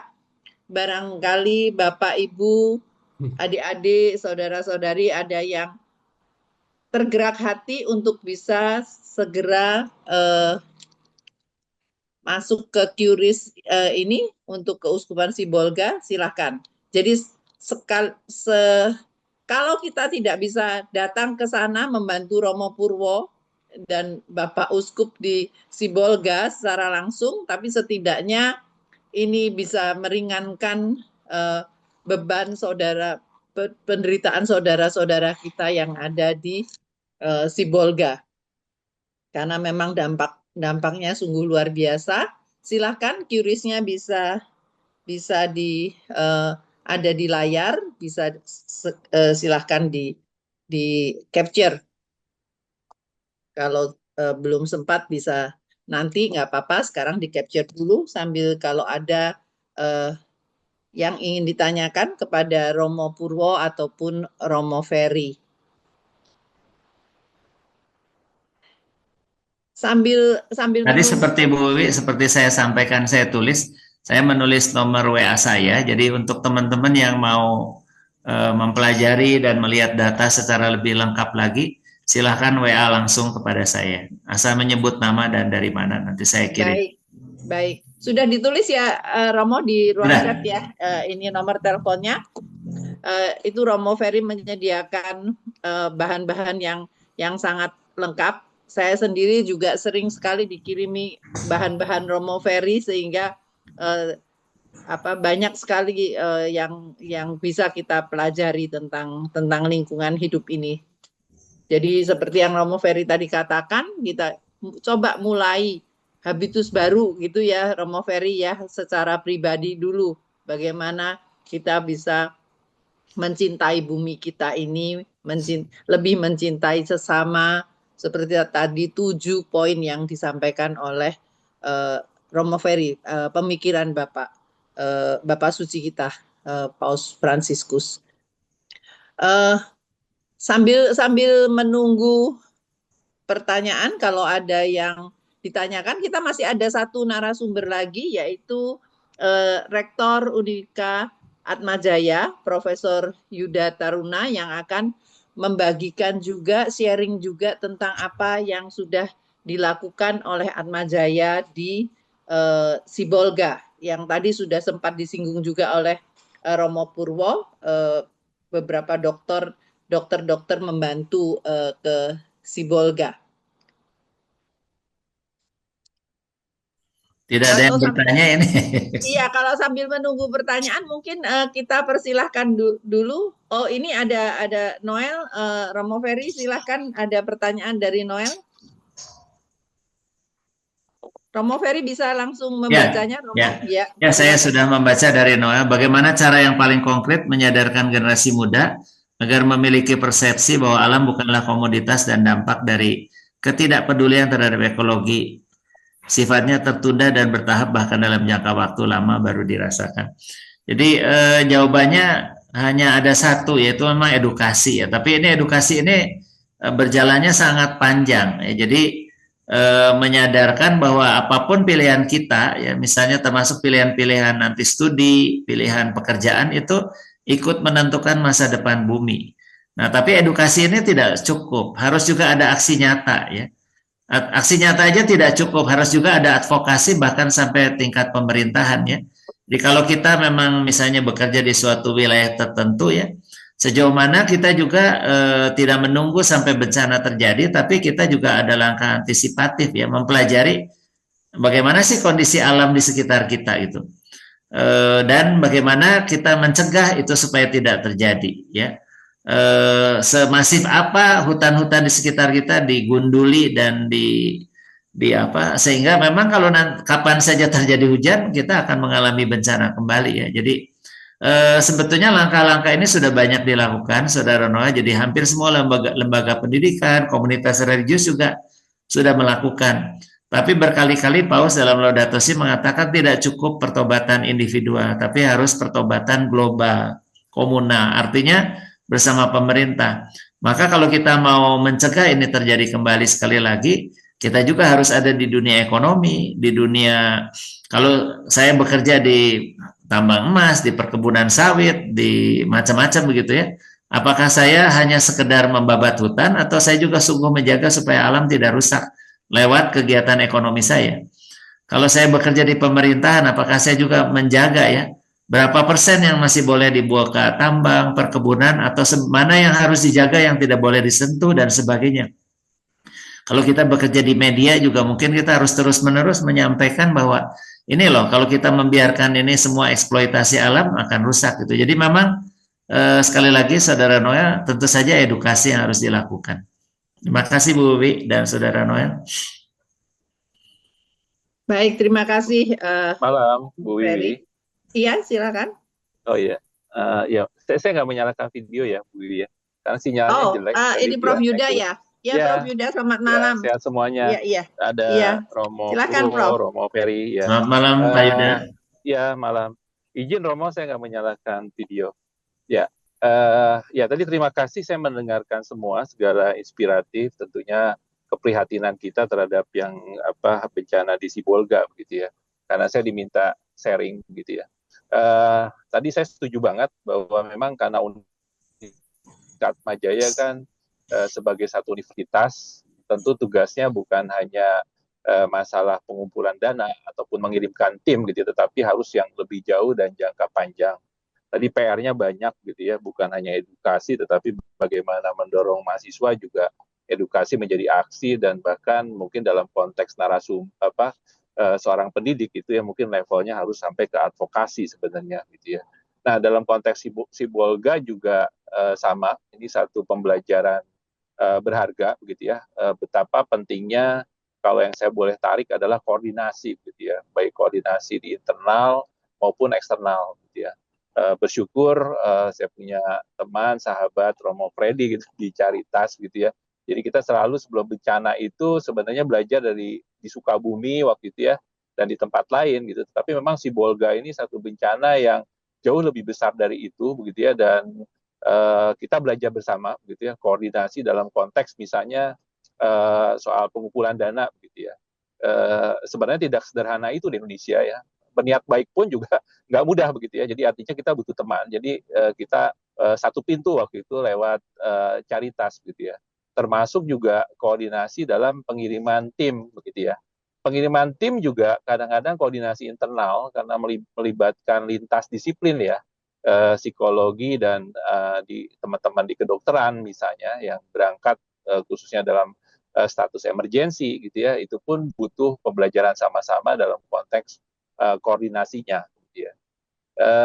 Tentu setelah kegiatan kita pun juga ada evaluasi gitu ya, ada rapat satu kali kembali, ada Romo Freddy di sana dengan teman-teman para aktivis yang hadir pada saat bencana begitu ya, tim, dan kita membagi dua memang jangka pendek apa yang harus dilakukan dan jangka panjang apa yang harus dikerjakan gitu ya. Tentu dalam aspek pendidikan udah pasti harus karena tugas Atmajaya, tetapi dalam konteks secara nasionalnya gitu ya. Karena kita belajar bahwa di setiap bencana itu sepertinya tim pusat heboh begitu ya. Heboh itu dalam arti kata berangkat semua ke sana, akhirnya cost biaya kan jadi besar gitu. Saya pikir kita punya kekuatan bahwa di Atmajaya itu, apalagi Atmajaya dengan alumni yang udah tersebar gitu ya, kita ada rencana memang di Juli ini juga sama, termasuk webinar dan untuk pendataan sebenarnya dan peningkatan kompetensi begitu ya, yang nanti kita bekerja sama dengan Caritas yang pada akhirnya kita punya pemetaan orang-orang kita itu ada di mana sih dan kompetensi sampai sejauh apa sih gitu ya, sehingga dalam setiap bencana sebenarnya dukungan pusat ada, tetapi di daerah kita punya orang-orang yang kepeduliannya tinggi gitu ya, yang mempunyai kompetensi yang sama, sehingga pada saat ada proses emergensi itu bergerak lebih cepat gitu ya, dan pusat tentunya berkontribusi, tetapi akan terbantu dengan adanya di daerah gitu ya. Karena dalam setahun terakhir yang saya ingat itu ada peristiwa di Sukabumi, kemudian di Larantuka, dan ada satu lagi saya lupa yang di Sulawesi gitu. Yang terakhir yang paling besar kan, yang di di Sibolga ini gitu ya. Dan tadi saya setuju banget dengan yang disampaikan oleh baik Romo Purwo maupun Romo Ferry gitu ya. Memang ini satu gerakan bersama, bukan hanya di level individu, tetapi harus di level yang komunal gitu ya. Dan setidaknya sesama kita di entitas itu harus punya koordinasi yang sangat-sangat kuat gitu ya, tidak bekerja sendiri-sendiri gitu. Itu sih Romo mungkin yang bisa saya sharingkan, tapi terima kasih untuk semua inspiratif yang diberikan gitu. Itu Romo, Bu Wiwi. Ya, malam. Baik, terima kasih Prof. Yuda untuk sharingnya. Memang ini bencana ini memang luar biasa. Ya itu Romo Ferry menanggapi juga di chat. Sementara belum ada lagi saya lihat di chat untuk pertanyaannya. Mungkin saya boleh sedikit tanya ke Romo Purwo. Iya Bu, silakan. Romo, ini dengan segala aktivitas yang dilakukan oleh keuskupan, itu kira-kira berapa lama nih Romo untuk artinya gini, sekarang ini kan memang ada tanggap darurat, ada segala macam ya, waktu bencana itu terjadi kan, kok Romo tadi saya cuma nggak dengar sharing Romo tentang kejadian yang di susteran itu ya Romo ya, ketika suster Romo ini suster sedang kaul kekal itu ya Romo ya, itu juga menarik untuk diceritakan. Itu kan salah satu keajaiban yang boleh dirasakan ya oleh Romo, menjadi saksi betul-betul yang hadir di sana. Itu mungkin boleh diceritakan juga Romo. Selain pertanyaan saya, ini perkiraannya berapa lama Romo boleh project ini ya, project rehabilitasi ini, saya nggak bisa membayangkan itu akan selesai dalam waktu cepat. Kira-kira berapa lama Romo perkiraannya? Terima kasih. Iya, jadi begini, waktu yang kami pikirkan untuk pemulihan ini sampai 31 Januari 2027. Itu waktu yang dipikirkan untuk masa pemulihan, terutama penyediaan hunian-hunian tetap bagi masyarakat yang terdampak. Selain itu juga kita memberikan fasilitas-fasilitas pendukung yang lain yang saya sudah sampaikan tadi, itu seperti pendidikan, kesehatan, air bersih, pemulihan-pemulihan ekonomi, dan seterusnya. Nah, oleh karenanya kita juga membutuhkan dukungan dari berbagai pihak. Tadi Profesor Yuda mengatakan ini kolaborasi bersama. Itu sudah terjadi bersama Atmajaya. Saya katakan Atmajaya itu leading lah dalam hal ini, karena sejak awal itu sudah hadir di sini. bersama kami di sini.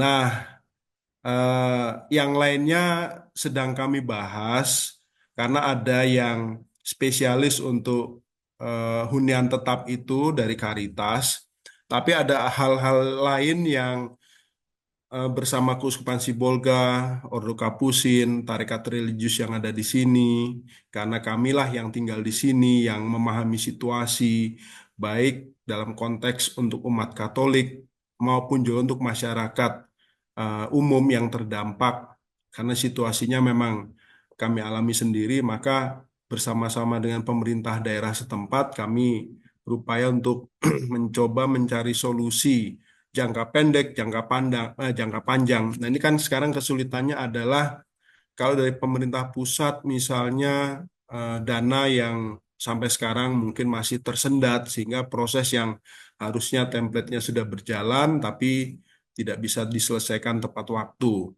Kita bersyukur bahwa ada TNI Polri, terutama bapak-bapak TNI itu yang mereka memang mempunyai batalion-batalion khusus untuk membangun jembatan, membangun rumah-rumah itu dari ZENI dan teritorial batalion TP itu luar biasa itu. Dan saya harap bahwa dalam 1 tahun ini itu bisa proses pemulihan jangka pendek itu bisa terlaksana.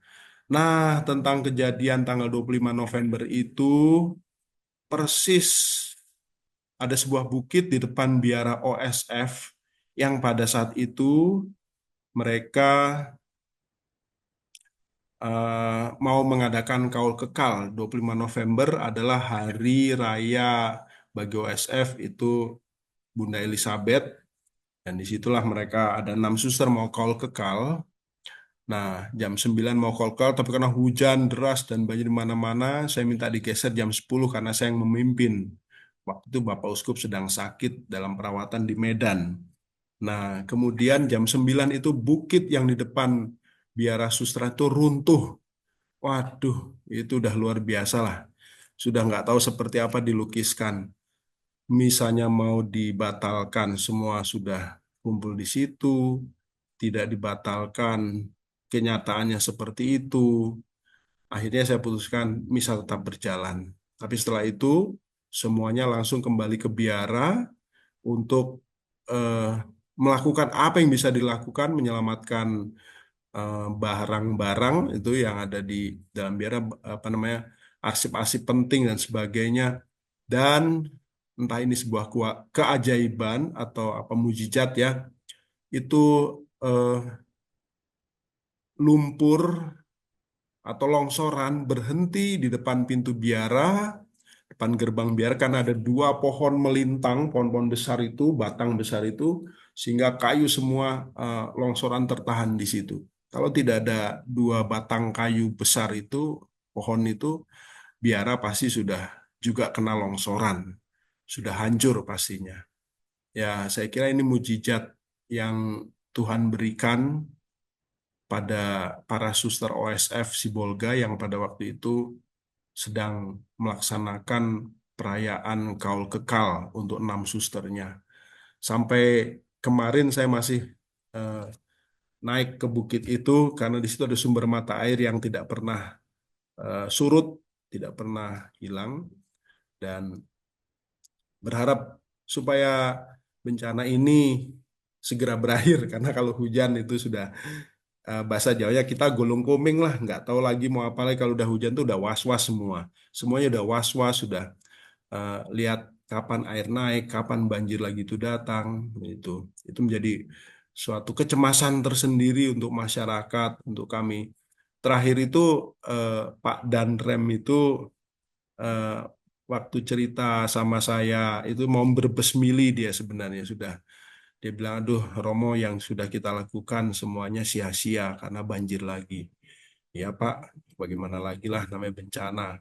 Tapi itulah yang harus kita hadapi Pak. Kalau kita bisa membantu masyarakat memulihkan lebih cepat, itu sudah luar biasa Pak. Ayo kita bahu-membahu. Karena itulah eh, bersama mereka kami melayani. Nah, saat ini bantuan apa yang dibutuhkan? Nah, karena ada banjir susulan ini, ya pastinya kami sekarang sedang membuat paket-paket sembako memberi lagi mereka peralatan dapur, selimut, dan sebagainya. Puji Tuhan itu masih bisa kami jangkau di sini, di Sibolga masih bisa didapat. Juga ada beberapa teman yang memberikan donasi untuk itu, sehingga bisa kami bantu mereka untuk mendapatkan ya misalnya paket-paket sembako, paket-paket peralatan rumah tangga, selimut, bantal, dan sebagainya. Karena kalau sudah banjir itu udah ngeri lah. Romo Ferry mesti datang lagi ke sini supaya tahu situasinya. Kalau pas lagi kejadian itu melanda masyarakat, itu kepanikan yang luar biasa. Boleh saya komentar nggak, Bu Wiwi, Romo Purwo? Silakan Romo Ferry, silakan. Ya, saya menulis di kolom chat juga. Jadi saya melihat Keuskupan Sibolga sudah sungguh-sungguh berusaha dan menerima bantuan dari berbagai pihak begitu ya. Tapi menurut saya, Romo Purwo, ini mohon maaf ya, yang juga harus sangat diusahakan justru adalah tanda petik menggedor ya pemerintah. Karena pemerintah itu mengatakan dana sudah disediakan, ada rencana pemulihan juga untuk pembangunan rumah dan sebagainya. Tapi saya kira pemerintah itu tidak punya mitra yang bisa diandalkan di lapangan. Jadi kalau ngandelin keuangan Sibolga terbatas, ngandelin donasi dari berbagai kita ini juga terbatas, tapi dana yang sangat besar di pemerintah itu juga butuh partner, dan saya yakin bahwa Keuskupan bisa menjadi pihak yang dipercaya. Jadi misalnya tadi sanggup membangun 500 rumah, mungkin dalam waktu dekat 300. Tapi kalau dananya hanya dari Caritas ya mungkin maksimum 500. Tapi seandainya pemerintah menyediakan dana pembangunan rumah misalnya 1.000 lagi, mungkin harus berani menggedor pemerintah bilang kami sanggup kok bangun 1.000 karena kami sudah bangun sekian gitu ya. Menyalurkan paket bantuan untuk anak sekolah kami sudah kok. Terbukti bahwa pihak keuskupan pasti tidak akan korupsi. Terbukti bahwa pihak keuskupan itu bisa menyalurkan dana-dana pemerintah mungkin secara lebih efektif bahkan dibanding pemerintah lokal gitu. Nah, saya merasa mungkin timnya Romo Purwo justru harus diperkuat dengan orang-orang yang punya jalur ke berbagai kementerian, Pemda dan sebagainya untuk, sorry ya saya sebut ngetuk-ngetuk dan menggedor gitu ya, memaksa bahwa dana itu biar kami yang menyalurkan gitu. Saya merasa ini salah satu hal yang harus, karena bagi pemerintah ini kewajiban dan sudah berkali-kali pemerintah yang tidak mau menyatakan diri ini sebagai bencana nasional mengatakan kami sanggup kok punya dana. Nah kalau gitu kita ketuk, bilang mana dananya, kami yang akan menyalurkan dan menggunakannya secara bertanggung jawab. Ini usul. Ya, Pastor. Melalui Kementerian Agama itu kami juga mengupayakan rehab-rehab dan pembangunan rumah-rumah ibadah, seminari, asrama-asrama, dan biara-biara. Itu untuk intern Katolik ya, karena dari Kementerian Agama melalui Dirjen Humas Katolik itu dananya diharapkan sih sekitar 30 miliar lah. Itu bisa untuk sekitar ada 18 proyek yang akan kita buat selama 1 tahun ini. Itu khusus intern Katolik. Nah, kalau yang berkaitan dengan pemerintah pusat, itu masalahnya kan dari pemerintah pusat mereka belum mengucurkan ke bawahnya, tingkat provinsi maupun tingkat kabupaten kota gitu.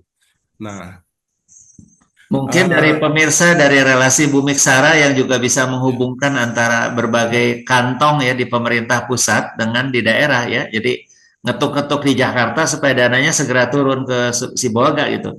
Dan dengan mengatakan bahwa pihak keuskupanlah salah satu mitra yang bisa dipercaya agar dana ini tidak hilang, betul-betul dimanfaatkan begitu.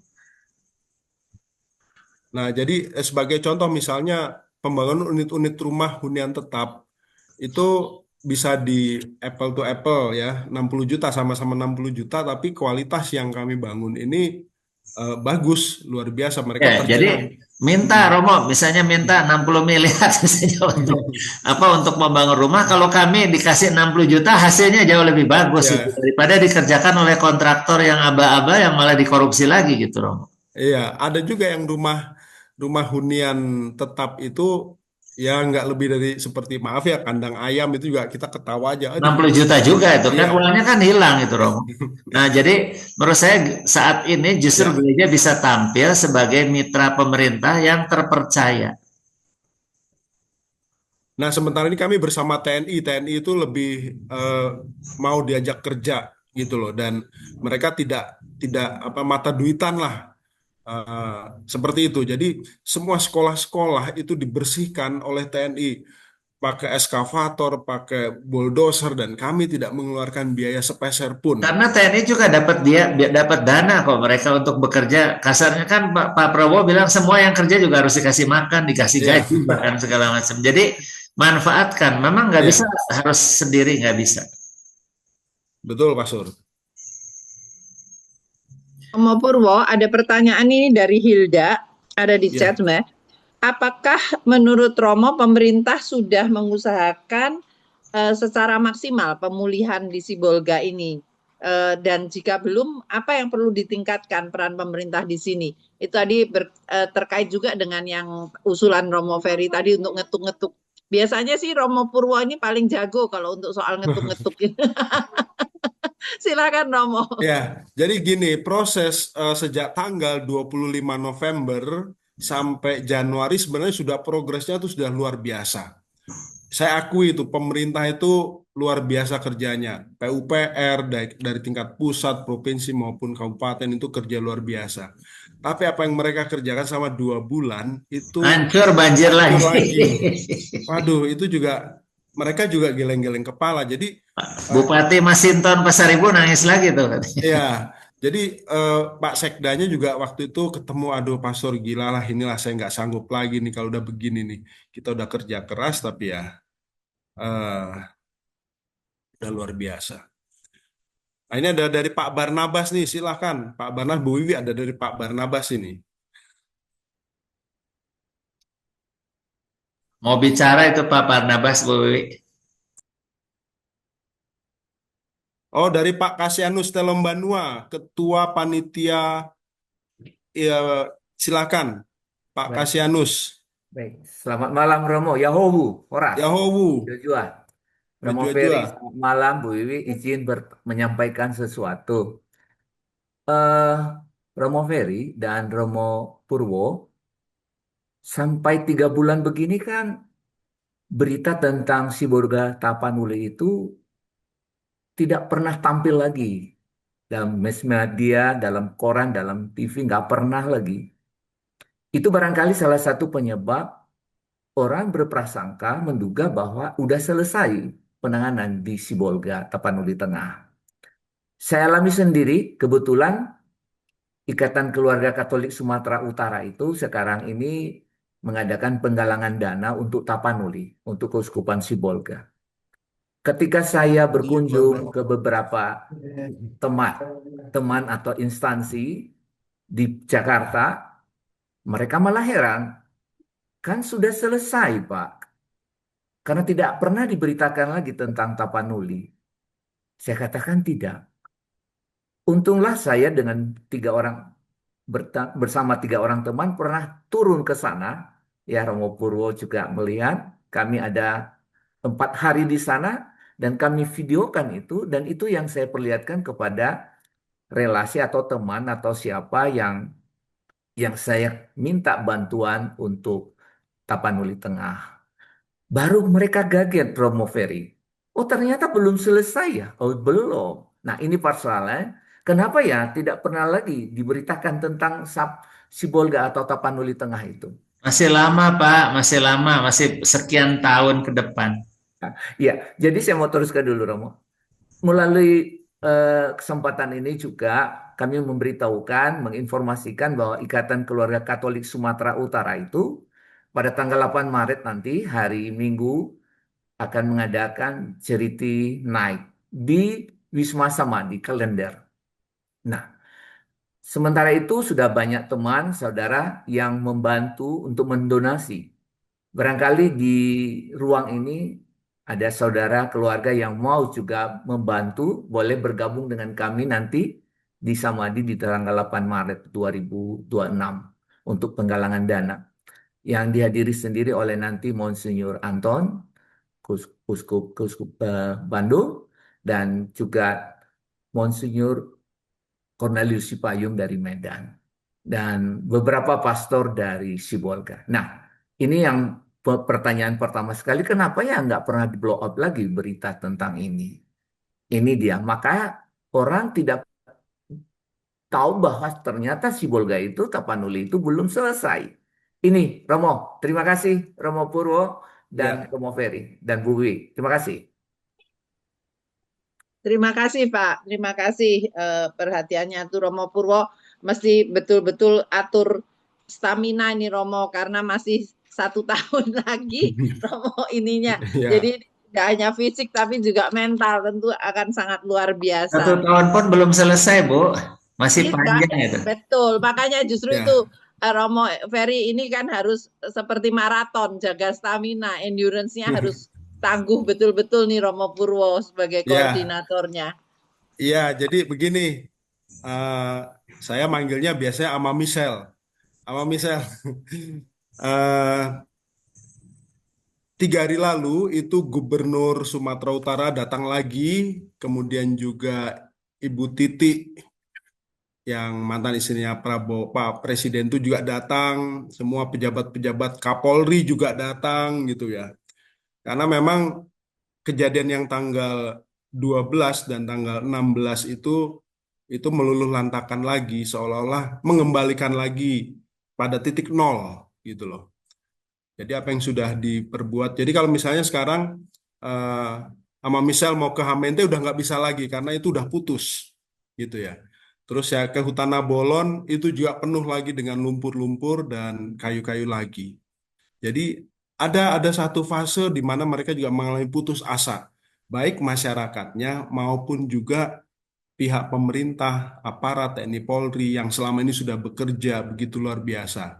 Nah, tadi pertanyaan kenapa ini nggak di blow up, nggak disiarkan lagi? Saya kira ketika banjir itu yang kedua datang disiarin sih. Teman-teman saya juga pada nanya, di sana banjir lagi ya? Saya bilang iya banjir lagi. Nah, tapi pemberitaan tentang bagaimana proses rehabilitasi, rekonstruksi, pembangunan, pemulihan itu ya sekarang media-media saya kira sudah tidak lagi memberitakan, kalah sama berita-berita yang lebih heboh, yang kemudian datang lebih up to date, yang lebih menarik perhatian masyarakat daripada perhatian-perhatian tentang bencana di Aceh, Sumatera Barat, ataupun Tapanuli gitu. Nah ini gimana saya juga nggak tahu nih. Saya nggak punya media. Kalau saya punya media ya paling hanya media Komsos Keuskupan Sibolga aja atau yang ya sifatnya lokal. Tapi kalau yang secara nasional itu ya memang kami nggak punya akses untuk itu. Bagaimana itu bisa diberitakan secara nasional, juga progresnya, keadaannya, situasinya. Maka kalau kami pergi ke kampung-kampung, ke desa-desa, ke tempat pengungsian-pengungsian itu, saya selalu berusaha untuk kemudian memberitakannya melalui media-media keuskupan atau saya melaporkannya. Misalnya kemarin ketika saya datang ke Jakarta, saya mampir sowan kepada Bapak Kardinal, saya melaporkan kepada beliau apa yang terjadi sampai hari ini. Dan ya, Bapak Kardinal masih menunjukkan atensinya, keprihatinannya kepada kami di sini. Seputar itu yang bisa kami lakukan, tapi secara media, secara nasional itu ya sama sekali tidak ada yang memberitakan itu lagi. Mungkin ya karena sudah kalah dengan berita-berita lain yang lebih heboh daripada berita bencana ini. Ya, terima kasih Romo Purwo. Seperti tadi sudah disampaikan di awal, sebenarnya webinar ini juga kita adakan untuk mengenang Pak Panji yang meninggal 4 tahun yang lalu. Beliau adalah seorang filantropis yang sangat perhatian juga terhadap Bumi Sara. Dan malam ini dalam webinar ini hadir juga keluarga Pak Panji, ada Pak Steven, ada Ibu Sally, Ibu Anita, dan Ibu Airin.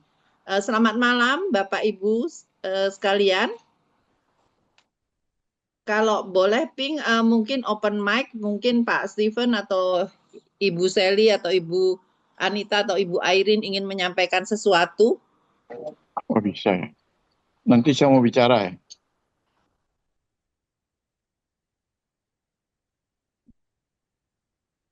Silakan Pak Steven atau siapa yang ingin menyampaikan dari perwakilan keluarga Pak Panji.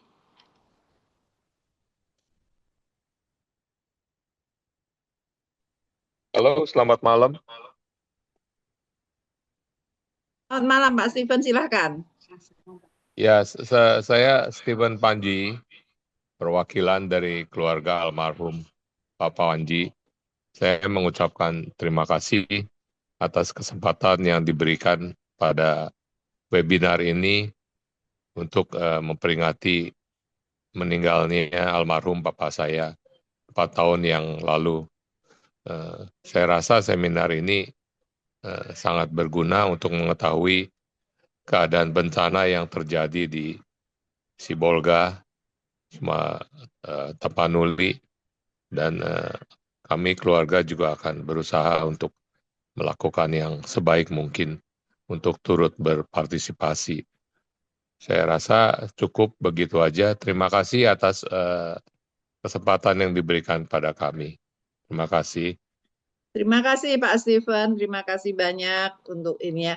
Romo Purwo itu Pak Steven berjanji untuk membantu juga Sibolga. Terima kasih Pak Steven, Bu Seli, Bu Anita, dan Ibu Airin yang sudah ikut hadir juga dalam webinar ini. Romo, Suster, Ya. Bapak Ibu yang hadir, apakah sebentar. Romo Purwo silahkan. Tadi ada Pak Barnabas, teman saya, iya. Pak Barnabas, silakan Pak Barnabas. Boleh ya, Bu? Oh, Ya, silakan Pak moderator. Barnabas, silakan. Boleh saya bicara? Perkenalkan, nama saya Barnabas. Iya, monggo silakan.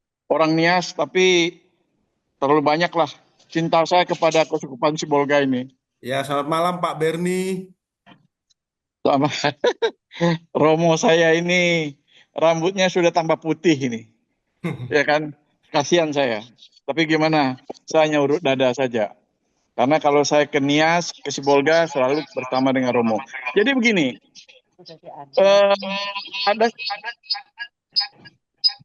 ada satu catatan yang penting buat kita, bahwa mungkin Romo sebagai harus bekerja sama dengan pemerintah daerah. Karena menyangkut tata ruang, letak, dan sebagainya. Jadi dalam kondisi sekarang, ya kita harus bekerja sama, mau tak mau kan. Yang kedua tadi yang Romo Ferry bilang bahwa harus ada dengan pemerintah pusat. Saya jujur aja, saya tidak mau menonjolkan diri, tapi saya siap untuk link kemana. Kebetulan saya pengurus Rai Pusat, pengurus Rai DKI, apalagi lah macam-macam lah, Romo tahu tuh, ya kan? Karena bicaranya bukan hanya fisik bangun gereja atau bangun asrama atau bangun sekolah, tapi bagaimana apa mereka ke depan. Karena setahu saya tanpa banjir pun dari dulu masyarakat Keuskupan Sibolga itu mayoritas sudah miskin, bukan sederhana atau apa, tingkatnya sudah tertinggal lah. Dan saya dalam perjalanan saya sampai ke Sedempuan, hanya Sedempuan aja yang bagus. Selebihnya itu rusak semua itu dari dulu. Jadi kerusakan alam itu penyebabnya ada aja lah hujan besar. Tapi sebenarnya memang apa yang dikatakan oleh Romo Ferry tadi dan informasi yang diberikan oleh Romo Purwo, ya itu memang bagaimana. Nah sekarang kan sudah terjadi. Langkah kita adalah tadi dari kami kebetulan IKSU kita sama-sama berusaha. Sebenarnya kalau bicara Bumi Ksara, tokoh-tokoh Bumi Ksara itu banyak yang hebat-hebat itu. Saya kira-kira saya tahu lah, tapi tidak boleh saya sebutkan di forum ini. Banyak itu tokoh-tokoh Bumi Ksara yang tanda petik Katolik itu, yang profesor, apa segala macam. Ya mungkin beliau-beliau ini yang perlu diketuk hatinya lah, satu itu. Yang kedua, kelompok tokoh-tokoh Katolik, mereka tidak mau menyebut namanya. Tetapi sebenarnya mereka mau menyumbang. Nah mudah-mudahan dalam rangka Paskah ini IKSU akan berusaha memaksimalkan bagaimana pencarian dana kita untuk kepentingan Keuskupan Sibolga dan Keuskupan Agung Medan. Karena juga bukan hanya Tapteng, Taput juga kena itu, Tapanuli Utara. Setahu saya gitu. Jadi Mentawai juga kena, tapi tidak pernah disiarkan. Itu Uskup Padang bilang yang disiarkan Sumatera Barat, yang di daerah Maninjau apa. Tapi Mentawai yang kena musibah tidak pernah disiarkan. Nah, kalau soal siaran ini memang kalau rajin-rajin adalah di Kompas TV biasanya memuat itu. Cuman kan tidak semua orang nonton Kompas TV. Kalau saya mau kerjanya nonton Kompas saja. Ya banyak berita-berita yang baik, evaluasi ya kita lihat semuanya di sana. Jadi cukup ada, tapi marilah saya mengajak kita semua, saya nanti akan bicara banyak dengan Keuskupan Sibolga, langkah-langkah selanjutnya. Bukan hanya membangun kita punya stasi, karena saya ada satu stasi saya dulu di Aikosik, nggak tahu. Bagaimana tuh Romo? Aikosik kena juga nggak Romo? Aman Pak, aman. Horsik Aman aman. ya, puji Tuhan. Karena saya punya cerita itu tentang Aikosik itu. Jadi banyaklah yang perlu kita lakukan, dan tapi kita jangan terlalu panik gitu loh. Kita berdoa, bekerja, mencari terus, mengajak kiri kanan, dan kalau kita kan maksimalnya kalau panitia Paskah kita sampai tanggal 12, tanggal 8 dan tanggal 12. Tapi kita akan jalan terus. Nanti Ama Michelle ini luar biasa ini kerjanya. Dari Bandung datang ke Jakarta untuk bagaimana Keuskupan Sibolga khususnya dan Keuskupan Agung Medan juga ada, kita bisa membantu dengan lebih besar lagi. Kira-kira itu aja. Tapi mengenai koordinasi dengan pemerintah, baik pemerintah daerah maupun provinsi dan pusat selalu ada. Misalnya koperasi desa itu bagaimana nanti? Bagaimana anak-anak sekolah itu harus diperhatikan melalui MBG-nya. Ya maaf ya, kita bicara apa. Terus banyak langkah-langkah lain yang saya kalau memang dibutuhkan saya siap. Terima kasih. Bu Wiwi, saya ingin pamit ini karena harus menutup acara lain. Iya, silakan Romo Ferry, terima kasih banyak karena sudah bergabung dengan kami di sela-sela kesibukan Romo yang luar biasa. Terima kasih banyak Romo Ferry. Apakah ada closing statement Romo Ferry? Silahkan closing statement.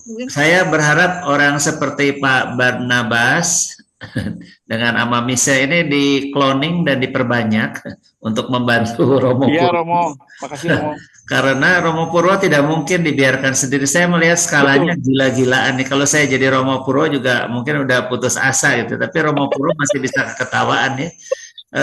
Saya kira ini kita membutuhkan energi dan tadi yang Ibu W mengatakan maraton ya Bu. Dan ini bukan 1 tahun. 1 tahun ini kan program tahap 1 pemulihan. Tapi sekian tahun mereka harus punya pekerjaan untuk melanjutkan kehidupan dan sebagainya. Tadi apa yang dilakukan Pak Ama Mise nanti dengan Opera Samadhi Klender mudah-mudahan juga menarik kembali lagi tadi supaya orang ingat gitu.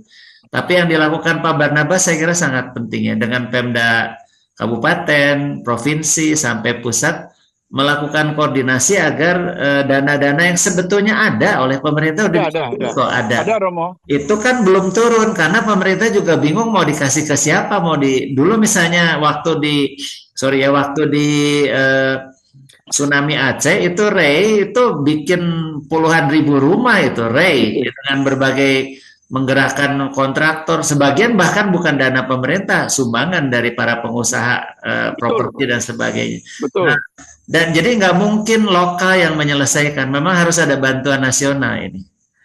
Saya pamit dan mohon maaf tadi sudah ada 2 orang yang menghubungi saya, tapi sekali lagi silahkan kontak saya hanya untuk mendapat beberapa bahan saja ya, karena saya terus-menerus sampai sekarang juga mengupdate dan itu bahan itu bisa dikirimkan, bisa disebarkan kepada banyak orang supaya orang-orang tetap sadar bahwa masalah belum selesai. Sekali lagi pamit Romo Purwo dan semuanya, Bapak Ibu semuanya terima kasih. Romo Ferry, terima kasih. Terima kasih Romo Ferry. Mari. Baik, Bapak Ibu, kiranya waktu juga sudah berjalan. Romo Purwo juga sudah harus waktunya beristirahat. Mohon bisa memberikan closing statement Romo Purwo. Ya, baik. Terima kasih Bu Wiwi, Bapak Ibu, suster, saudara-saudari semuanya. Bencana ini memang meluluh lantakkan sebagian dari Sumatera dan juga tempat-tempat yang lain. tetapi kita juga diberi kekuatan, kemauan untuk mengulurkan tangan, untuk bisa berbela rasa, berbagi, dan menunjukkan solidaritas kita.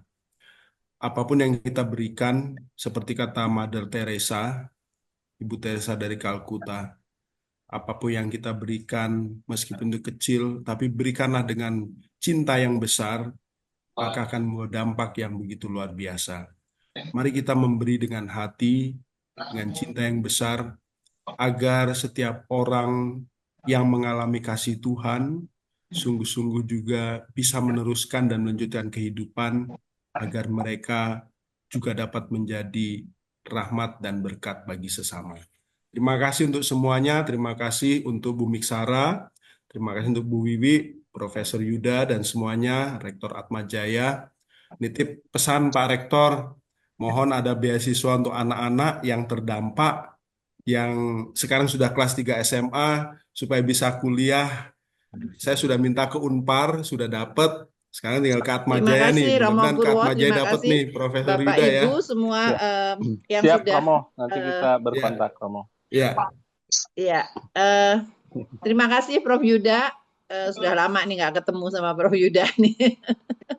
Ya, kiranya itulah perbincangan kita mengenai bencana Sibolga, dampaknya dan rencana solusi yang sudah dibuat oleh Keuskupan Sibolga. Terima kasih untuk semua perhatian dan juga sharing yang sudah diberikan juga kepada bapak-bapak yang sedang berusaha mencari dana. Nah, ini ada di chat, silakan ada kembali QRIS-nya ditayangkan kalau masih ada teman-teman yang ingin Bapak Ibu ingin memberikan sesuatu untuk Sibolga, bukan besaran jumlah uangnya, tetapi yang tadi Romo katakan, semua pemberian yang disertai dengan cinta yang besar itu akan sangat menjadi berkat. Saya kira itu dari saya dan para narasumber. Sekarang saya kembalikan ke Hilda, MC acara ini. Silakan Hilda. Baik, terima kasih Bu Wiwi. Kita baik teman-teman, Bapak Ibu dan Romo sekalian, kita sudah di ujung acara. Izinkan saya untuk menyampaikan kesimpulan dari webinar kita pada malam hari ini, di mana kita sudah melihat dan mendengarkan bagaimana kondisi di Sibolga dan di Tapanuli ya teman-teman. Nah, sangat mengenaskan sebenarnya dampak yang dirasakan baik bagi korban jiwa, lingkungan, ekonomi, pendidikan, dan lain-lain. Nah, di mana menurut Romo Ferry ini disebabkan oleh menyusutnya 1,3 juta hektar atau 100 hektar setiap harinya dalam 30 tahun.